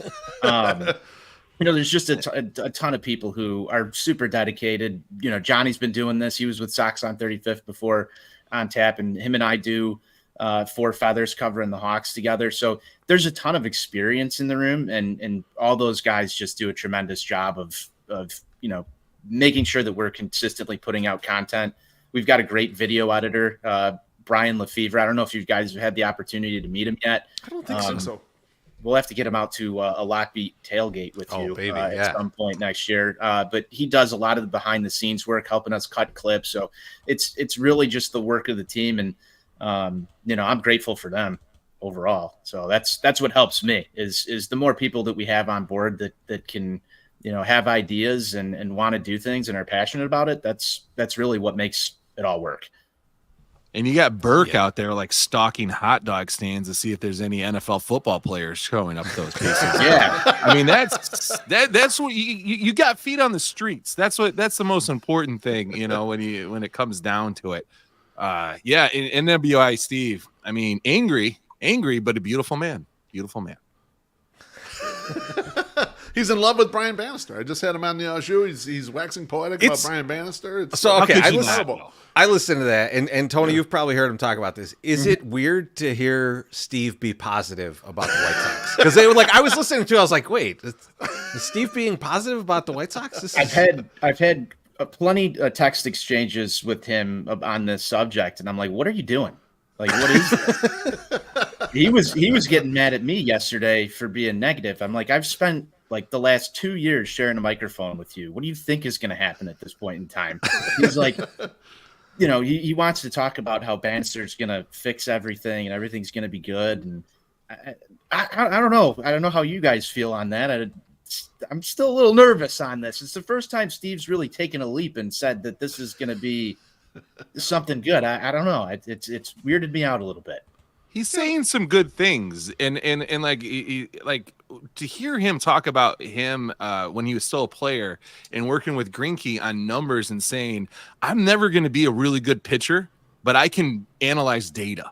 And so he's like, and I'm going to see what I can do to make Greinke even better. And it seemed to work. So like that attitude is like, you know, it's like Tom Morello picking up a guitar. You know, you're like, all right, you know, like I'm not going to be the best drummer, but I can play a wicked ass guitar. So I'm just gonna do this and see what happens. I'm gonna try something different. And yeah, so that's a really horrible analogy, but you know, to give a different analogy, Yeah. I Do a like better Bannister. I like Bannister, but at some point, if you give a guy a sack of shit and say, "Give me a steak," it's probably not going to happen, right? I mean, like it's there's not so much. There's only so much he can do, right? And like I mean, like we look at a guy like Michael Kopech, and it's like I think there's years of work to do on that guy, and you got like 3 months. Like, I just don't get it. I don't know, Tony. Where are you at on that? I mean, at this point, I'm just broken. As I've said before, I've spent a lot of time with Steve. It's been over for a long time. I know he likes to drop that Yerman Mercedes. It's over, and you know that's kind of where I'm at right now. I don't have a lot of optimism anymore. I need to be around more positive people. You know, this is kind of nice. You know, Trees, you're helping me out here. It's like a mini therapy session for me. But, you know, and then the Blackhawks are doing you dirty on the back end too. So I mean, Yeah, it's a rough. lot of stuff. It's rough. It's rough. It's not just I don't just have the one White Sox angle every day where it's like, okay, this team's going to embarrass me. It's all across the city, and you know, there's a lot. As I said, there's a lot of people involved. I feel bad for Buzz doing both White Sox and Bulls, like two That's a Jerry rough Ryan combo. storefront organizations on one man. That's a lot year round. So, Tony, let's be honest though. You're enjoying the Bears part a little bit. Yeah, it's very interesting to not be a Bears fan and have that be part of the organization. But I do wish them well, because there's a lot of people who I work with that really enjoy Bears football, and I hope that they can eventually make the playoffs, but not win the Super Bowl ever again, because that would just be too much for me. Too much. There it is. There it is. Yeah. Understandable. Well, Tony, man, I really appreciate you coming on. I know we all do. We've been in this space together for a long time. As we mentioned up front, you were the first to bring us on, and we really appreciate it. And everybody go check out Tony over at On Tap Sports. Yeah. Guys are doing phenomenal work over there. And Tony, we'll talk to you soon. And I mean, this summer we'll definitely see you in Lot B. I don't know if any of us will go into the park, but you know, you never know. Maybe.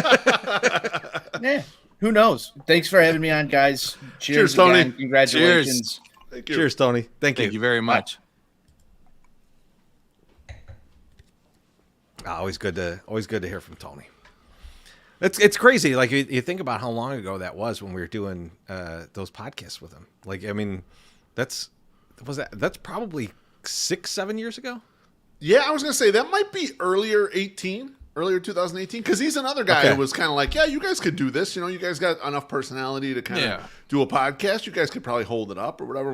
When Nelson was telling us that, he was kind of in the background also telling us, yeah, you guys can probably do this shit. But yeah, they were one of the first ones that were out there doing a Sox podcast. They just weren't out there. Like, there weren't a lot of them at the time. And I remember I used to look forward to Sox Weekly, and they would actually, you know, I think they were one of the first ones too that like had like Sebi Zavala on there. Like they had like an actual, like, oh my God, this is one of the prospects they have on here. It's like, you know, it's a big shit back then. I feel like the first episode we did with them, we extensively talked about Dane Dunning, about like what is Dane Dunning going to be, and for the most part we were like we were pretty bullish on what a Dane Dunning could be, and be a middle of the rotation guy and everything. Yep. And then like it was true, but just not for the Sox. That's right. Got a Now drink he's here. a World Series champion. Yes. Comic Punk guy over here. He said, cheers, boyos. Happy 5th. Treasy, stay nerdy. Beef, stay flirty. And MSS, never change, my man. Cheers. Thank you, my friend.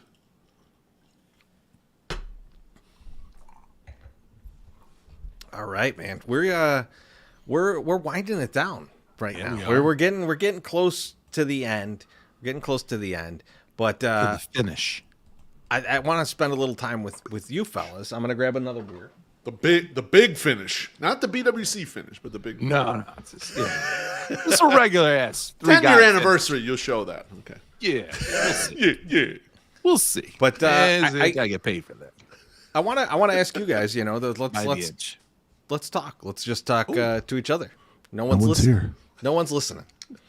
But I want to ask you guys about, you know, your thoughts on the past 5 years, and I'll start with my Sox summer.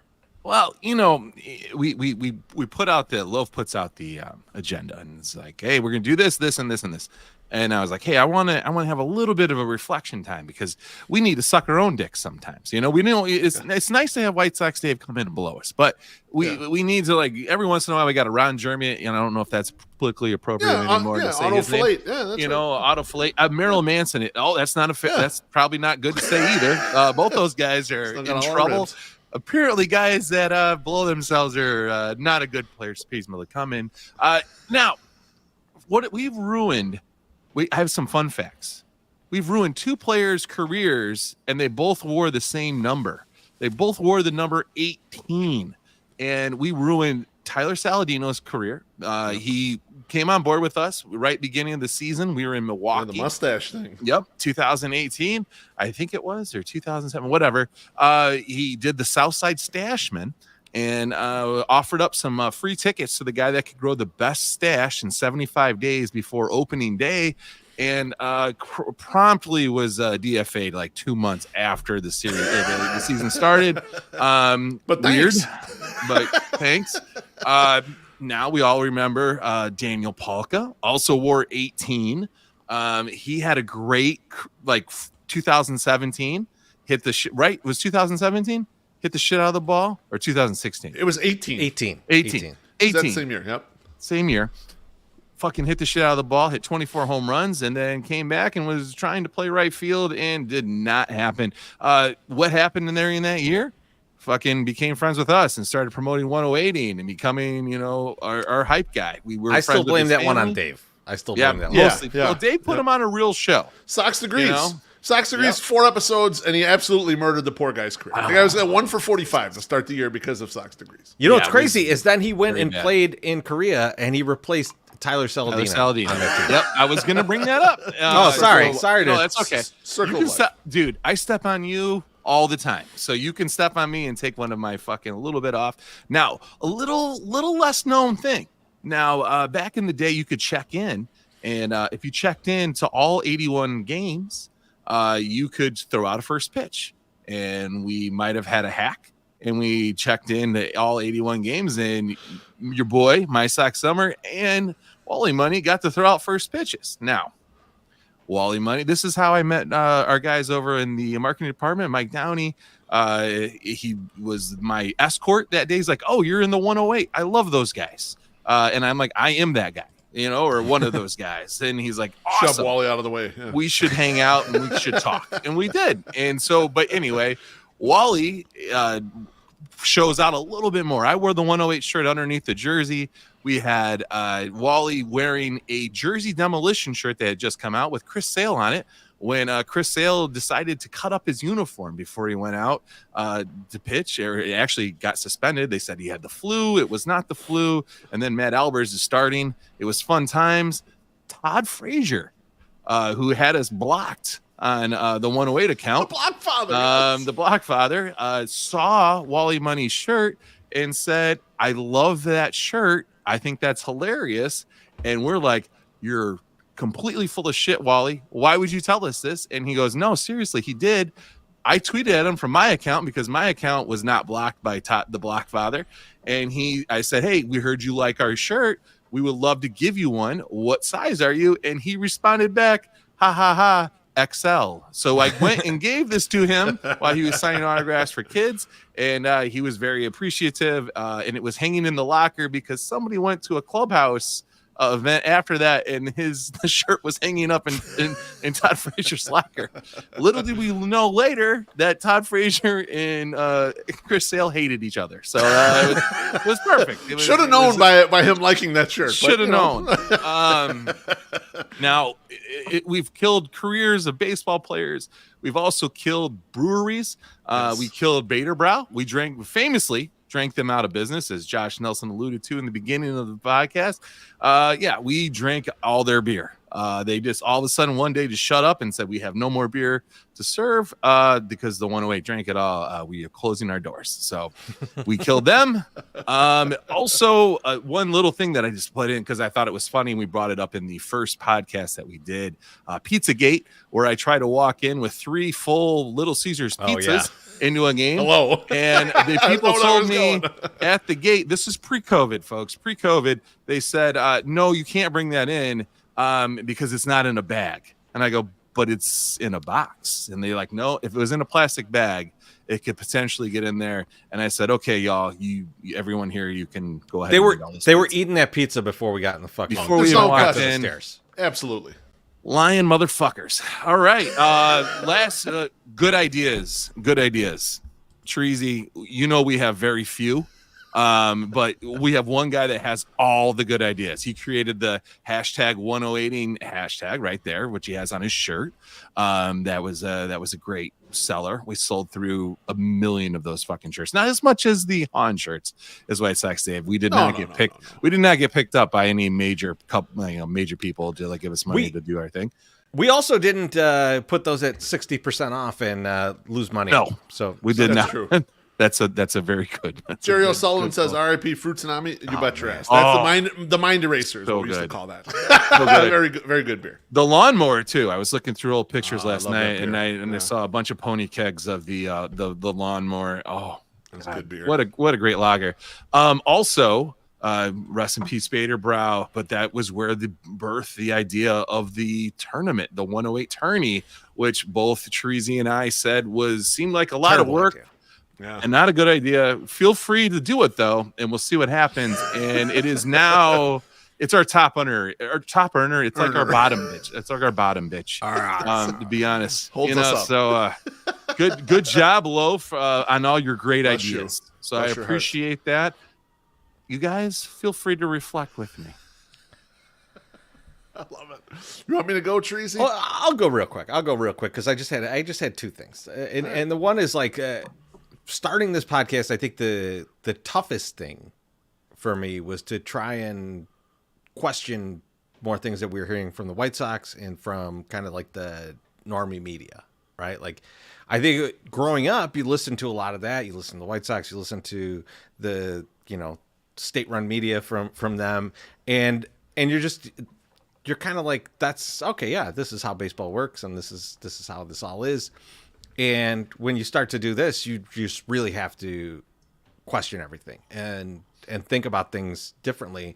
And that was the toughest thing to start doing. And I think at the beginning we were very much like, oh yeah, well this is looking good. So like this is, and as you start to unwind that, I think that was the biggest eye opener for me as well. And so that part was tough. But it led to something great.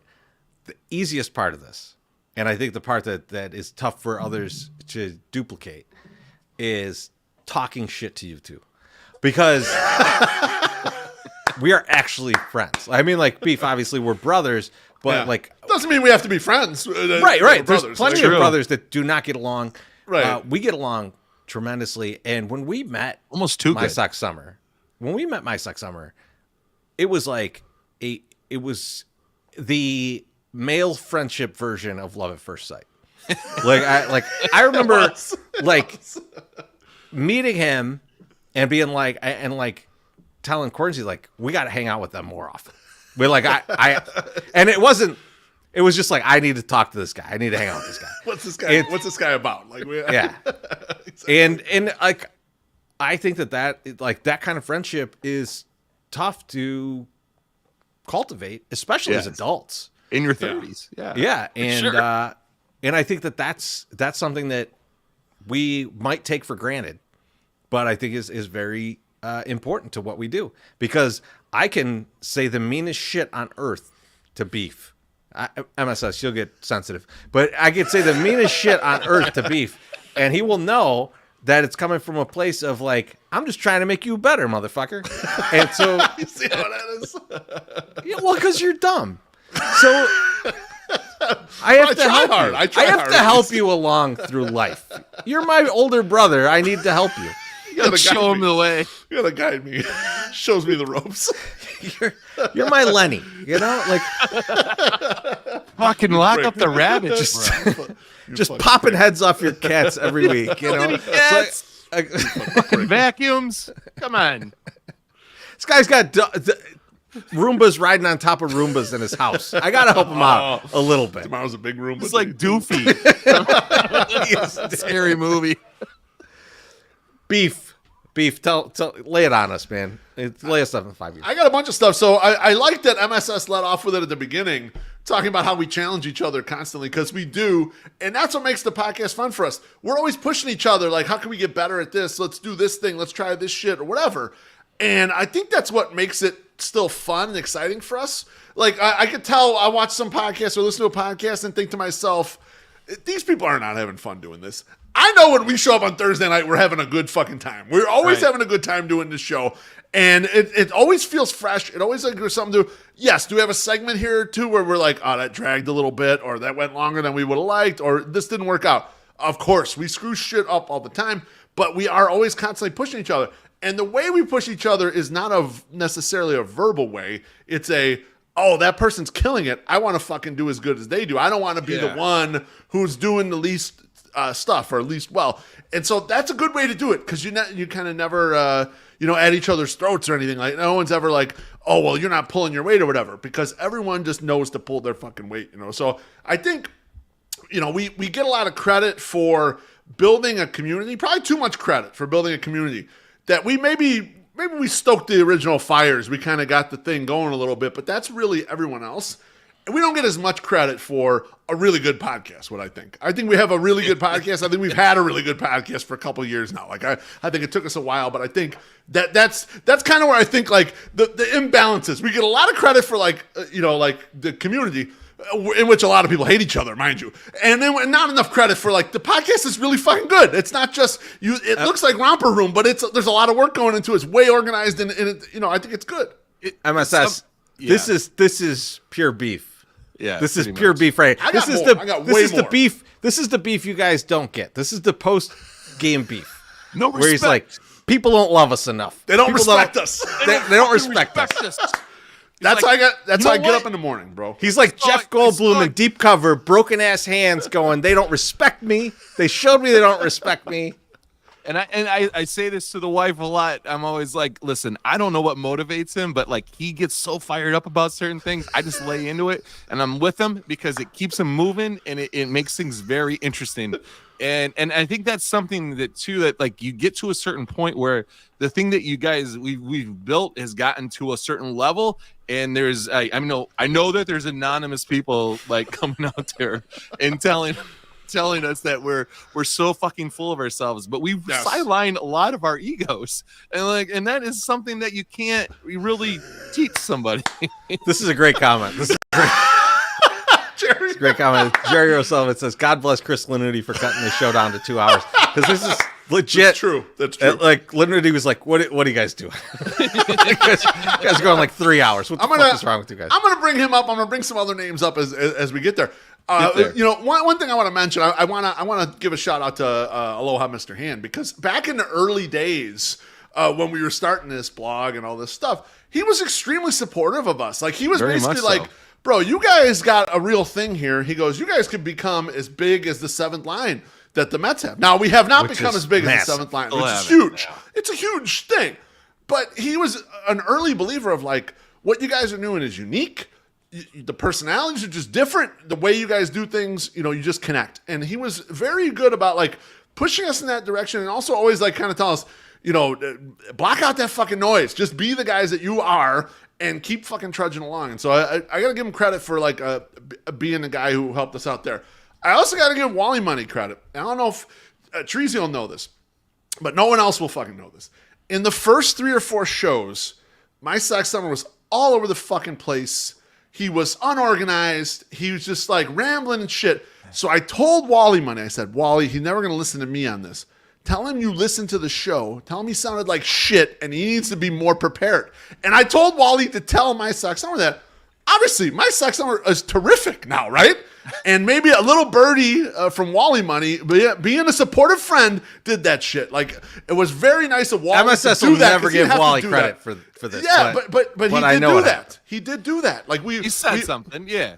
Yeah, we said something Yeah. to him, and we asked him to talk to you because we thought you'd listen to him about that thing, and you got better in like 3 episodes. It was like you organized, and obviously you're very entertaining. You're a terrific storyteller. So like once you kind of got the path, it was like, oh Not shit, as good as Treasy though. you're gonna you're a monster. You're gonna keep fucking going there. So really appreciative of that. I'm appreciative of Treasy E being honest. Way back when we were starting to do more baseball analysis, after one podcast, you yelled at me, Treasy, and said, Not unusual. when my Sox Summer and I say some dumb shit, you correct us immediately in the podcast. Even if it makes us look bad, correct us. He goes, so that we'll be more organized, we'll be more prepared, we'll do this shit. And I was like taken aback by like, well, you want me to like blow up your spot, right? And you're like, yeah, do that. And you ever hear me do this now? No, because we're super prepared. It was something that we kind of needed at the time, you know. Our families. I think we've mentioned this before. Yeah, no, our that's families, not happening, Chris. Our families are ridiculously supportive of this shit.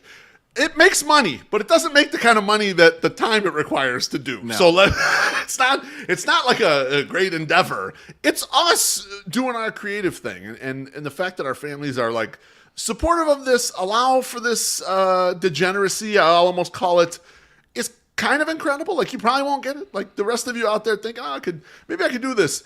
Maybe you could. Maybe you got all the talent and stuff. You might not get the support from a great family like we all do. So, like, you know, we're very lucky that that is the case. Can I bring up the maddest we ever got in the post-game show? Of course. Let's go. The maddest we ever fucking got, and just me and Treasy getting mad at my Sox Summer, was after the Tim Anderson baby mama drama. Because my Sox Summer was adamant we could not talk about this shit. And you and I wanted to do a hilarious bit. We thought we'd have this, whatever. And my Sox Summer was like, look, we don't know what's real here. If you guys go out of bounds here, this is going to be kind of out of line or whatever. And that was the only after show that I could remember extended us yelling at each other. Like really like heated and after the show about we didn't get to do this or whatever. It was the one time I could really remember that. We'll yell at each other occasionally, but it's rare. And nowadays, reliable people are out on Twitter going like, Corey Perry fucked Connor Bedard's mom. Which is totally insane. Which and is just nuts. and Peanut Tillman was there, he's crying. Like, I mean, like, this is just the regular Twitter now, and it's like, man, we were 6 months early on this. We could have been saying some crazy shit, and people have been like, oh yeah, no, that's normal. It's crazy. that whole thing is crazy. But also, you know, when that went down, I was just like, hey, listen, you know, we have a minor relationship with the White Sox. I don't want to oversell it by any means and say, oh, you know, because they're not putting money in our pockets. And actually, shitty play on the field takes money out of our pockets. And I will show you the receipts from our sales this year to prove that. So it's like, listen, when your support, when your like lifeblood of your podcast is merch sales, you know, for the most part in advertisers. We have great advertisers. Thank Christ. Thank you, advertisers, for coming on board. Lawrence's Fish and Mazda and More Than Dogs, like coming through and advertising with us, and Winks. And I was going to say, don't forget Wings and Rings and Riz and everybody with the 108 tourney. Yeah, absolutely. I mean, these guys are making it so we can at least have a couple bucks in their pocket for doing something that takes forever. But like, you know, like I don't want to sour this relationship over some fucking, you know, hearsay at this point. Right. But then there was no other Chicago media that covered it. And I remember going to a tailgate and asking Layla Rahim, you know, I go, why is nobody talking about this? And she goes, because a professional athlete cheating on his wife is not newsworthy. It happens all the time. And I was like, she's fucking right. You know, and she is completely right. And then later, Beef, we couldn't convince him. No, Layla told him, because we Layla thought the same talked to thing him for 13 seconds, and he was like, "Oh, yep." That was what we thought, and we thought, well, bitch. we can kind of make a little bit of a joke about it without really saying like we think Tim did this for sure. We thought, well, we could do a bit around. Now, some of the bits we discussed maybe been a little tasteless, and in hindsight, like maybe had we ran those, they might not have worked out great. I don't know, but I remember there being a fight at the time. So with regards to guests, when we did 3 things during the pandemic, we got a lot of good guests. We got people who will never come back on, basically, but it was like a one-time shot during the pandemic. And we got some interesting people to come through here. Yeah. I'm still awestruck by the fact that Jeff Passan was willing to come on this show last year. I'm also, in a lesser degree, I'm awestruck that Tom Fornelli has come on the Au Jus twice. Like, he's a guy who's White Sox voice, who's college football voice, I'm really a big fan of. And I'm like impressed that these people would want to, or even give up some of their time to be hanging out with us. Beef, you know what though? I think is lost in the Passan interview, because he was fantastic, but you know, I cut a clip of that interview that we have up on the site, and if you just look up From the 108 Lemon, you can find it. Not Lemon Party, that's a different. No, don't look that up. Whoa. But he was talking about the fact that Jerry should give more money to this organization. Yeah. But he also said that there's got to be a point where he's going, how much money am I throwing at a lemon? Yep. And holy shit, was he right? Like, that was nailed that like, perfectly. It was like, I was probably like halfway through the season, and like that clip I have saved, and I was like looking for something else, and I was like, oh, let me play this. Just I'm looking for something. I listened to it. I was like, fuck. He was exactly right over the winter about what was going to happen to us. That son of a bitch. No, I mean, also there's a level of like, you know, we got invited on podcasts where I felt like awestruck a little bit. I mean, us getting to be on the Sox Machine podcast, now we're kind of a little more regular contributors with those guys. But like the first time we got invited on was like a shock. Redline Radio was a gigantic podcast when they invited us on. We've been on there twice, and it is a gigantic podcast. It's huge for us to actually have a chance to be on there, talk White Sox stuff, and talk White Sox stuff for 2 fucking hours. And the fact that even when they did their show talking about their old office, and that they brought up one of the highlights was us in there, and just the guy talk. I appreciate you, Tom. Just the guy talk in between the White Sox talk was something that they really enjoyed, like listening back to.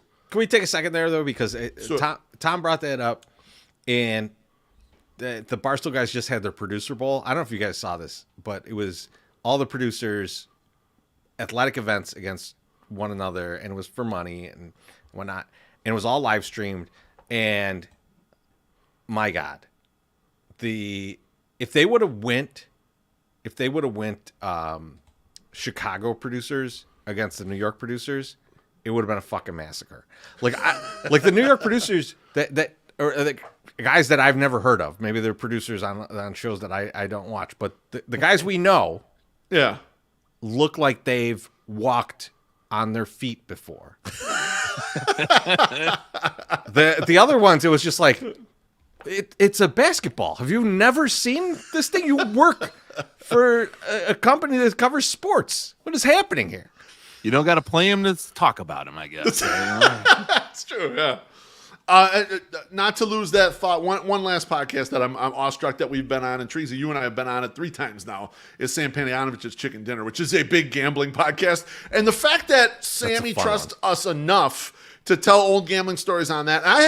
We've had people come up to us at Sox games and say, my favorite episodes of Chicken Dinner are when you guys are on there telling these old stories about gambling from back in the day, the offshore days, and all this stuff. And so just the opportunities that other people have given us to kind of jump on their thing and kind of share the stuff that, you know, is near to our heart, you know? Beef, you know what's crazy? How many motherfuckers have wanted to get in that hot tub with us? Yeah, too many. And I'm not talking more like that's gotten in there, you know. I'm not just talking like randos. Yeah. Right? Like, I mean, like there's plenty of dudes that are just like, you know, like that are famous in media, and they're like, I want to get in that hot tub. Yep. I think the one that I'm most disappointed in, and so this is the worst part of the strike, the lockout. So I'm just going to lay it on you guys. The worst part of the fucking lockout was that for opening day, if it would have happened on the actual opening day, we would have had Pat Tomasulo from WGN doing a live spot from the hot tub. But because they delayed it, Beef was out of town. It couldn't happen. And we missed out on that. And it's just like, God damn it, fucking greedy ass owners. Like, we get enough bullshit from greedy ass owners being Sox fans. This was the icing on the cake. Ruined our shit. I was going to say, I mean, even just bringing up our screw job. That's screw job number one. Screw job number two was the goddamn pandemic because Lauren Nasevic was working at NBC 5. They were going to do a whole interview section at my house for the pregame party. She had it approved and everything. They were going to come here, interview us, talk about 108 stuff, interview random people at my fucking house party. And, of course, the pandemic blew that shit up. We were going to do a live stream from 670 The Score's kitchen if the White Sox made it to round 2. And no, it wasn't even round 2. It was was it game 5? It was like game 4 or 5. Yeah, it was like they just had to like make it a competitive. They were in Vegas and like Vegas. they couldn't line up the road games, or whatever. And so it was like, we're gonna do this thing, and it's gonna be you guys and Shane, and you're gonna be, he's gonna be cooking, you guys will be eating, you'll be talking about the game and all this shit. Didn't happen. Like we got our spot blown up in a few different spots where it was like, man, that would have been a huge thing. Just didn't end up happening for us. So like, there's gonna be disappointments when you're doing this shit. A few more things, and I'll get off my keep going rocker here. Getting real-time advice from contemporaries is kind of an amazing thing. People who are doing the exact same shit as us, being kind with their advice. Chris Lanuti, we just had Tony Marchese, Josh Nelson, obviously big time, Matt Zawaski, White Sox Dave, obviously we talked about that shit when he was on here. Like those guys, like being friendly with advice of like, hey, you guys need to do X, Y, Z, or we like what you do, but here's the things you need to change.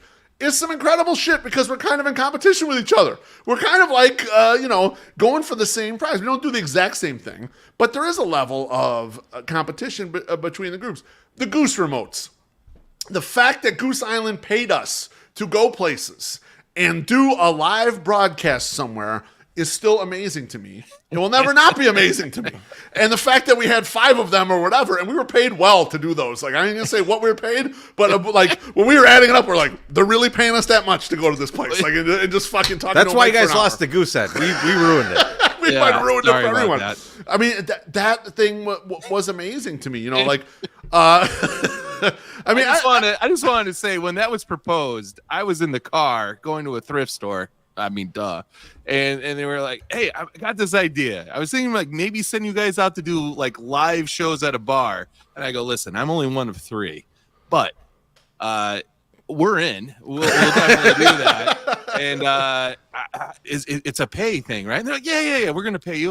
And they're like, we used to pay 6, 7. We used to pay AM 1000 or whatever the fuck, ESPN 1000 this much. I go, we'll do it for half of whatever ESPN 1000 was doing. And he's like, yep, I like where we're going here. And it's like, listen, I'm like, these guys have done all the negotiation, and I'm sure it's a very high number. We'll take half of that number, and it's going to be an easy sell to the board. And it was. And I texted you guys, and I said, hey, listen, we want to do some live shows here with Goose. And you're like, absolutely. And I was like, okay, good, because I said yes already.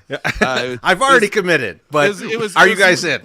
It was the same as the White Sox commercial for this year for the promo. It was just like, hey, listen, I'm only one of 3, but like, what's the idea? And they were like Sopranos style. And I was like, yeah, we're in, but I'll ask them, make sure that we're in. So, because it worked out really well. This is true. We did. From Matt Ramsey, we ate $2,000 in food at Crestwood.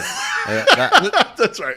Those remotes of like putting all the Goose Island cans in front of us too when we would drink them were the best. Like that picture that Dan Reyes posted today when he came up and met us at Wings and Rings, and the entire 8-foot table is like 2 deep of Goose Island Sox ale with golden ale. So it was just fun times. Absolutely. Last couple great things. Those were great times. And anyone who's listening who's a sponsor, we would once again take half of ESPN or 670 the Scores rates and do live shows for you. And we draw a crowd. We drew crowds at every places that we went. So we got our own PA. On like Tuesdays. Yeah, we're like Tuesdays.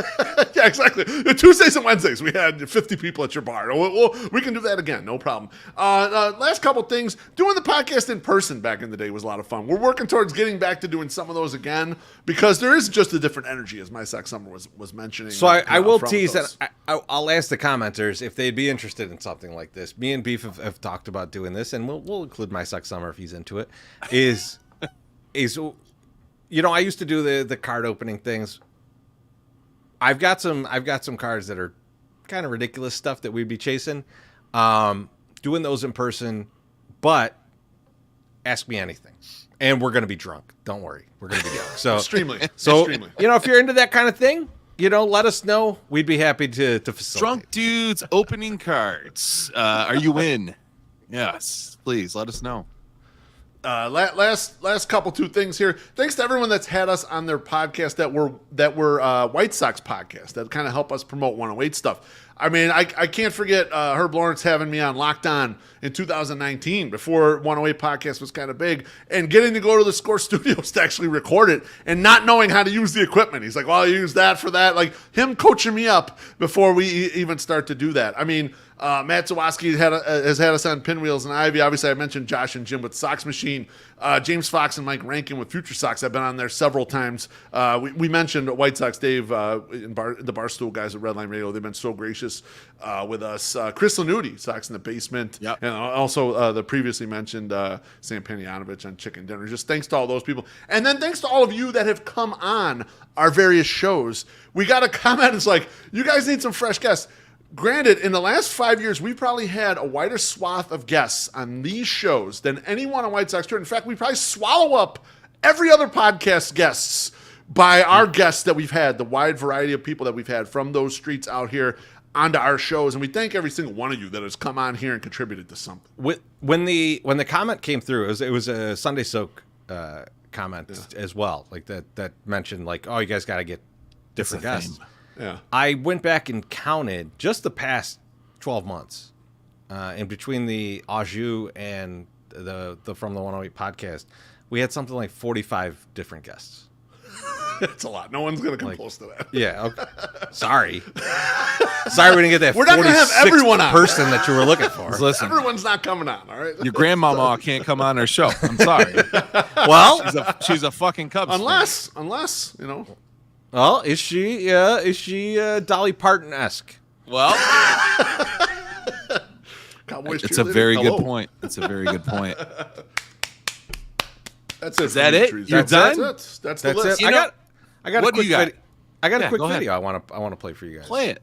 Because I threw something out to a couple people, and I was like, yeah, maybe we get one of these one of the maniacs to give us a video, one of the OG maniacs. And we got one.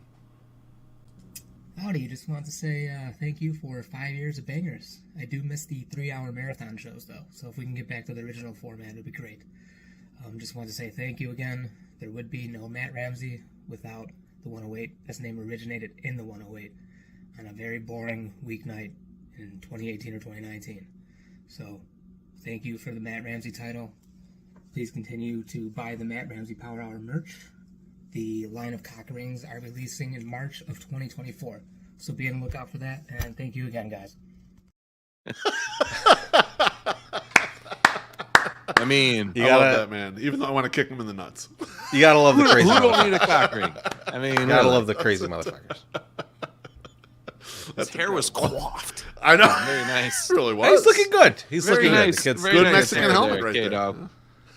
MSS, did you have more stuff you wanted to get to? No, it was the only thing I was gonna bring up is just a small little ass story. When we went to meet with Goose and they took us into the inner bowels of White Sox Park, I remember walking through the whole thing and just thinking in my head, we just did a draft of the ugliest girl we've jerked off to last week, and now we're walking to the boardroom where they go and sign players and talk about whatever.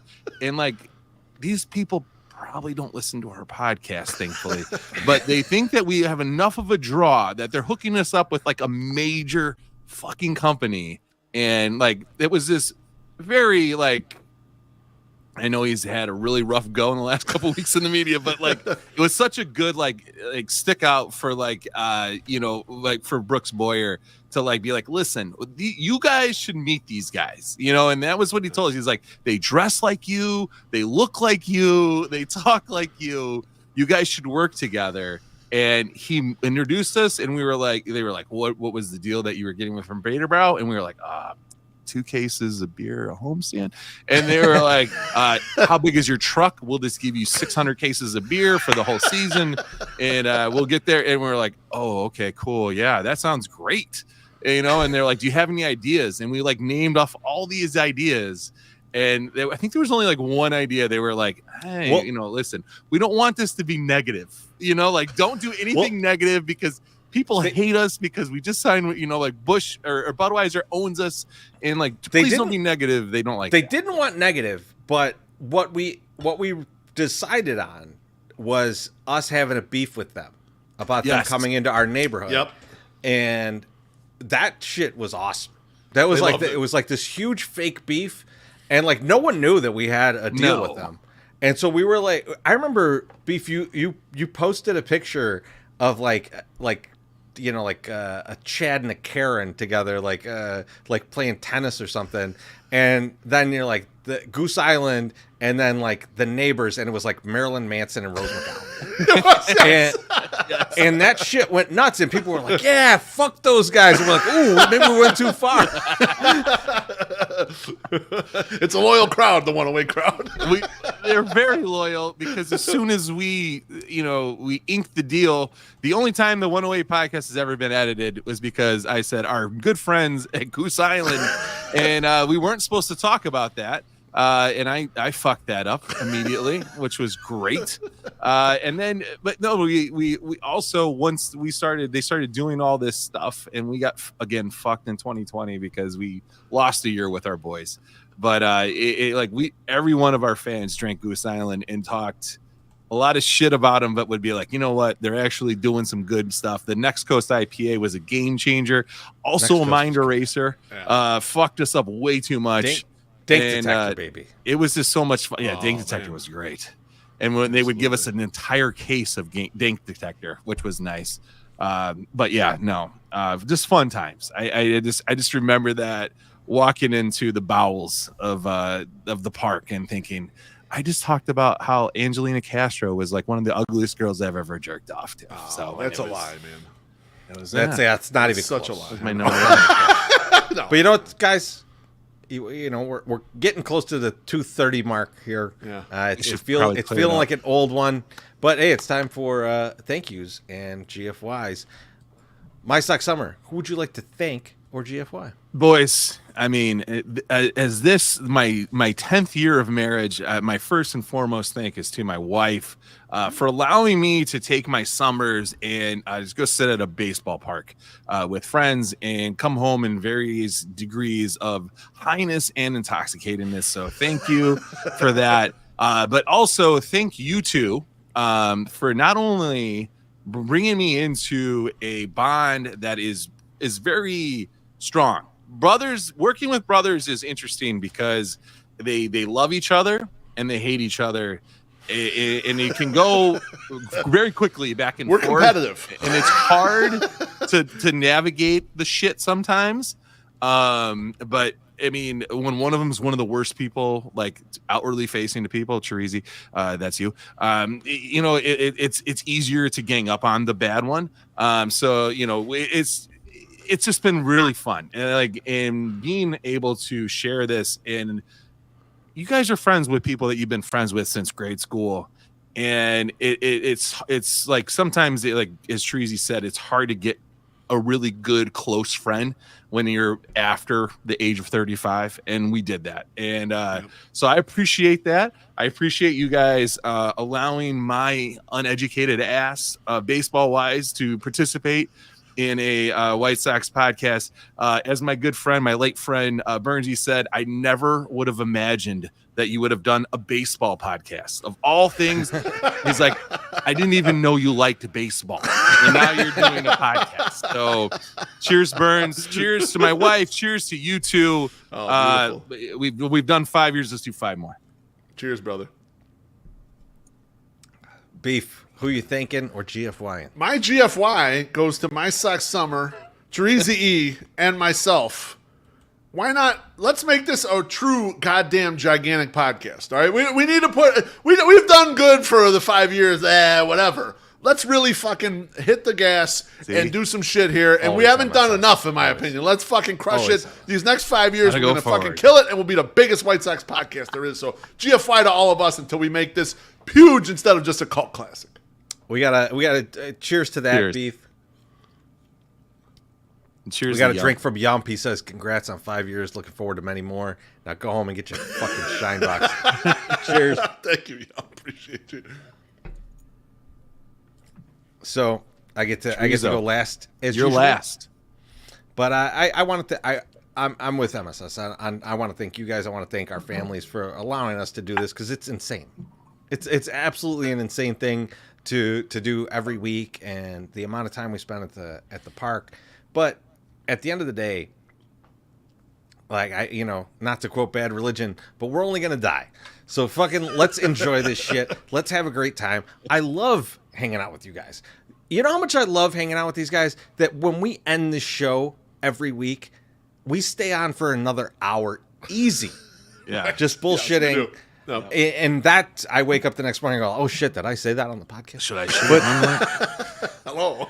But man, I love doing this, and I thank you guys for doing this. I thank our families for letting us do this. It's fucking awesome, and I thank all of the people that tune in every week to do this. But hell yeah, I want to give a special thanks to everybody who did videos for us, because I reached out last week and I said, hey, can you guys all do videos? And everybody that was asked did, except for, as I mentioned, I asked a specific group of maniacs to give us videos, and 2 of them did. But not all of them did. But Teresa E does not just settle for what's going to happen. I had a backup plan. Ooh.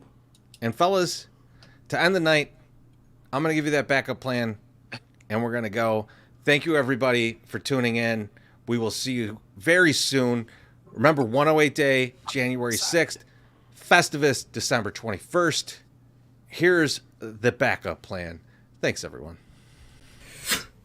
LA Beast here, and today my mission is quite simple, and all that I plan on doing from the 108 is congratulating you on 5 years of dishing it out and talking about the 3 B's, baseball, beer, and bullshit on your podcast from the 108.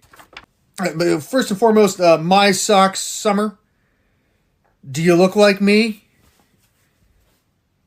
No, I don't know. And like, is this what I look like without a hat on? Absolutely. When I had longer hair, yeah, honestly, like when my hair would get this long and then would kind of like point upwards. And I did see a video of My Sox Summer. I guess kind of you do look like me. But you know what? The great thing, knock on wood, is that we still have hair on our heads. I don't know how old you are, but I'm 40. I'm going to be 40. I'm going to share this with you guys today to celebrate your awesomeness. And you know what? I don't know if you still have that original hot tub. Even though that you guys drink beer, quite possibly you should go out and purchase a $187 bottle of Dom Perignon champagne. Get in that hot tub and reminisce on the past 5 years. Exactly. I would like to say a massive happy 5th anniversary to the 108 podcast. Now, wow, that is 5 years of podcasting, baseball, beer, and bullshit. Keep up the good work, guys. One of my favorites.